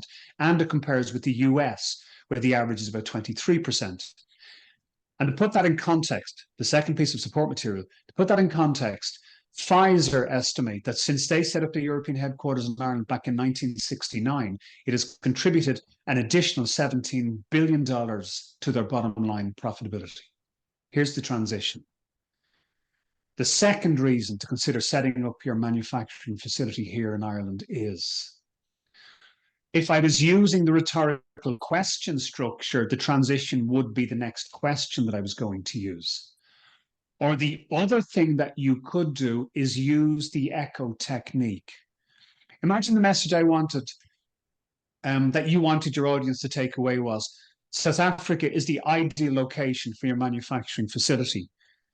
The first reason for that is the favourable corporate rate of tax. When you've shared that information, South Africa is the ideal location for your manufacturing facility. And the second reason is the ready-made workforce, the young workforce, the vibrant workforce. When you've delivered that, South Africa is the ideal location for your manufacturing facility because of, and you're able to share the third reason. Does that answer your question? Great. Thank you. Excellent. Can I take one more question and then I'll just close this out if there is one more question?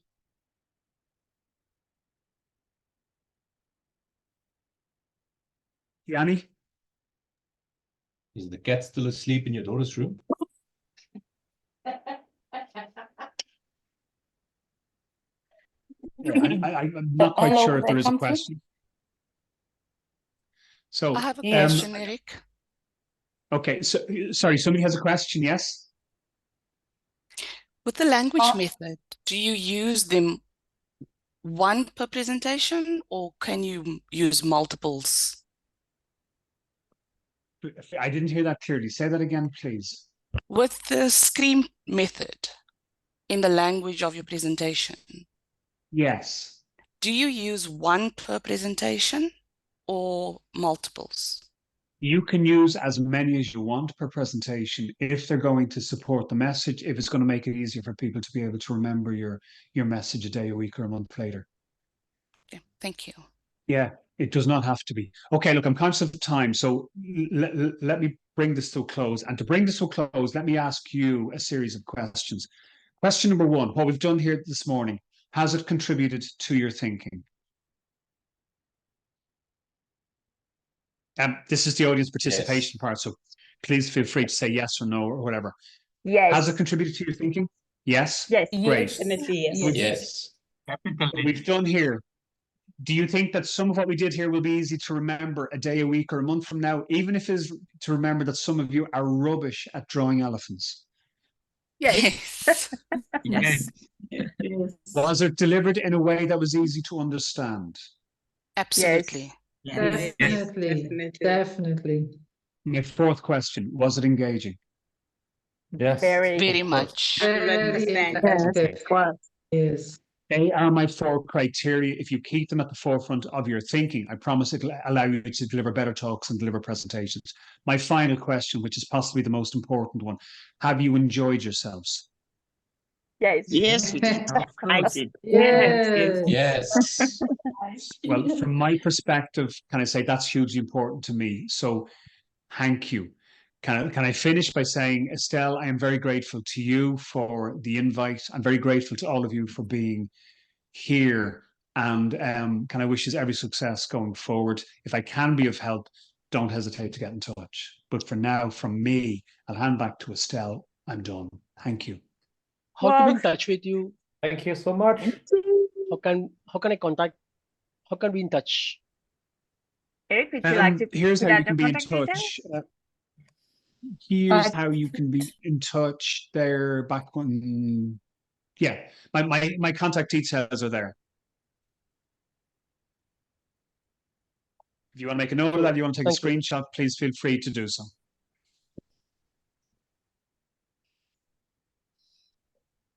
Persuade.com. Do you have any LinkedIn page? Say that again, please. Do you have any LinkedIn page that we can follow you? Sorry, it's not there, but if you do look up Eric Fitzpatrick, I'm easy enough to find. There are not too many of us. And Thank yes, you, if Eric. anybody I've wants shared to the connect on question. LinkedIn, you have full permission. Thank you. Eric, I'd shared the question on the chat box where I was saying, are you available for mentoring? Sorry, you did, yes. The answer is yes. Sorry, the answer to your question is yes. Thank you. Thank Thank you. We'll get in you. touch. Thank you so much, everyone. And this is his contact details. From personal experience, I can tell you he does answer. It's a great turnaround time. It's not like 2 or 3 or 5 months later. Eric, from our side, I just want to thank you so much. You really opened this book and the whole public speaking thing. I even invited my husband to join today, and he's a day trader. He knows nothing about public speaking, and he's been sitting here laughing, enjoying every second of it. I have personal chats from people who are have been GTMs for the last million years, I think, and they've been all saying, this is so valuable, this is so valuable. Eric, you are really creating ripples throughout the world with what you are doing and with your book. And thank you just so much for giving us your time and getting up early and not presenting from bed, but getting up early and being here and having fun with us. Listen, thank you all. I'm so grateful for the opportunity, and it's been lovely to meet everybody, and I do hope our paths cross again soon. Definitely it will. Thank you so much, everybody, for joining us, and I hope you have a wonderful weekend. And those who at 2 o'clock at your time now, enjoy your rest. Bye, guys. Thank you, everybody. Bye, everyone. Take care. Thank you so much. Bye. Bye. Bye. Bye. Thank you. Bye. Eric, it was one of the best presentation I have experienced recent past. I think my butterflies and I feel so joyful and I feel like I think this message has to be passed on to many of my fellow Toastmasters. I have forwarded a message to them and asked them to join this meeting today. Yeah, I think that there was one guy who had joined this meeting. I'm going to share whatever I have learned in this coming meeting to our fellow Toastmasters. It was great learning from this session. Thank you so much. Rajesh, where are you based? I'm in Bangalore, India. Wow. Okay. So look, let me say to you what I said to Estelle. If at some stage in the future you think this is of value and you'd like me to do something for your Toastmasters club or your area or your division, just ask the question. I'd be happy to do so. Sure. But also, Rajesh, I would also say, don't ask me to get up at 7 o'clock in the morning the way Estelle asked me to get up at 7 o'clock in the morning. Yeah, that was one challenge, the time zone. If it has value and you'd like me to do so, I'd be only too happy to. I wonder how you meticulously completed the training, the workshop on 2 hours time. You were concentrating. See, people join. We start the meeting. It is in our control. When we start conducting the session, we're so engrossed and so engaged, but you're still concentrating on completing the training or the workshop session on time. Oh my God, it is really amazing. I never experienced. Even I want to bring it out in our meetings, but we never succeeded. That is mind blowing for me. Top of that, all messages, whatever the learnings you have shared in this session today. Grateful. Yeah. I am so grateful. This is my afternoon session. I think my time is 12:30 p.m. to 2:30. Now the time is 2:40 p.m. and today is Saturday. My day is value today. I think my weekend also, I have earned my weekend by attending your session and connecting to you. That's why I ask you, how can I be in touch with you? That's what. Yeah. So please, you have the details, do get in touch. Also, thank you for the kind words. I'm very grateful to you. And to your point, I think there's a lot of people like me who join Toastmasters for our personal reasons, but actually then get to a point where you think, I'd love to do this for a living because I'd love to give back as well as earn a living doing so. But that giving back piece is incredible. It really is. And if you don't mind me saying so, there's a university over here in Ireland called University College Cork, UCC. And I go down there every September and October, have done for the last 7 or 8 years. And I work with master's students in the area of finance. And many of the master's students have come over from India. And for me, there are two things. One, there is the joy that they get from the learning, but also equally, there's the joy that I get from knowing that they've walked away having got something of value. And then what's probably even better for me is it could be a year later on LinkedIn being able to congratulate them for the job that they've got. And on the odd occasion, not often, but on the odd occasion, having one of them turn around and say, Eric, it was the presentations training that you delivered that got us across the line. And ultimately, that's what we're looking for. Can we make a contribution? Yeah. Thank you so much. Many people are here to learn from this, but you are here to give what you have learned and what you have done. That is grateful. I think we are so grateful for having you and such a noble person having you and want to share your knowledge and experience with young Toastmasters or young people, those who want to learn that leadership. And good presenter. Thank you so much. No, thank you. Really love to have met you. You see, it's that kindness. You're so kind. You're just like, this is if you go to a dictionary and you look up kindness, you see Eric Fitzpatrick. Oh, that's so beautiful. That's the very first thing. I was in a meeting and I saw that was it. And I saw the kindness first. And then I heard the words and I was like, the complete package. Wow. So, Estelle, from your perspective, and I always ask the question, but ultimately 2 hours in, 2 hours on, done, you're happy with how it went?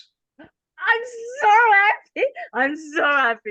This is your expression itself. Oh no, this is like you know when they have a book and they make a movie like Harry Potter, and it's amazing and it's great and everything. Oh, no, it's nice. But yours, like, you have the book and then you have the presentation. It's like, ooh, it's a complete coming together of everything. No, you're just a master. Oh, you're just a master. Estelle, one of the things that I would ask you to make a note of, because this took me a bit of time to learn, the book, Rajesh, was written 7 years ago, was published 7 years ago. There was content that you heard today, Estelle, for the first time. Yeah. There was content that wasn't in the book. And that's because, while it's fantastic to have written the book, at the same time, it still needs to continue to evolve. It still needs to continue to change so that it remains relevant to the people that are taking on board the ideas. Yeah. Rajesh, if you haven't read the book yet, please get it. Get the book. Read the book. It's life changing. Sure. I'm telling you. I'm going Well, to. actually- I'm going to. Well, After actually- hearing this, I'm going to read that book. Rajesh, for what it's worth, excuse me. And I said this to Estelle, the day before yesterday.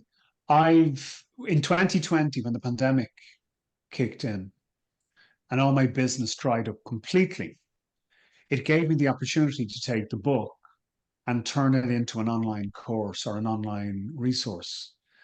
And I typically sell that online resource for about €195.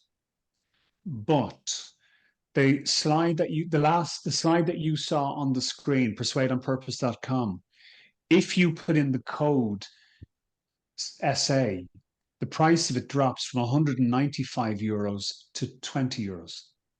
So it's only a little bit dearer than the book itself. And with the Kajabi platform, you can actually put it onto your phone, which might mean that on occasions you could be getting ready to go into a presentation and you could take out the phone and go, let me just look at one of the engagement techniques and see if I could use this in this presentation today. So it might be worth having a look at it from the perspective of the online course as much as the book itself. I'm gonna let everyone share know that with now. Thank you so much for that. One, Eric, the last Appreciate one. it. Man, thank you. Do you conduct sessions only for 2 hours? Would you make it a 30-minute session also? Sorry, say it again. Do I only do 2 Do hours you- or do- shorter sessions? Yeah, shorter sessions. Do you conduct Well, shorter sessions? Okay. I do anything from 25 minutes up to 2 full days where this program alone is concerned. Wow. 25 minutes to 2 days. Okay. Yeah, I've done a 25-minute talk version of this in front of 700 or 800 people. I've done what we've done here today, a 2-hour masterclass. I do a half-day session. I do a full-day session. I do a 2-day program. And with them, we're just, the longer we have, the more in depth we're able to go into them. Okay, thank you. Because No, I you're am very- belong you're very- to corporate club. The challenge is the time. We have time. The Yes. Toastmaster meeting is 1.5 hours time. Yes. We at the 1.5 hours also think it's very crunch, and even we start the meeting on time, we wouldn't be able to complete on time here, and we have some limitations. At after 1 hour, we see people dropping out. Some of the meeting room. Yeah. That's what Yeah. that's So, what I want to check with you. Rajesh, I've done that regularly with people. Estelle mentioned the Executive Institute, the Executive Education Institute that I'm involved with, the Irish Management Institute. And when they run webinars, they are typically for an hour. But when we're asked to deliver them, we are told we please do between 45 and 50 minutes to leave 10 minutes for questions. So if you said to me someday, could you do something for the corporate club, but can only be about 30 minutes, that's not a problem at all.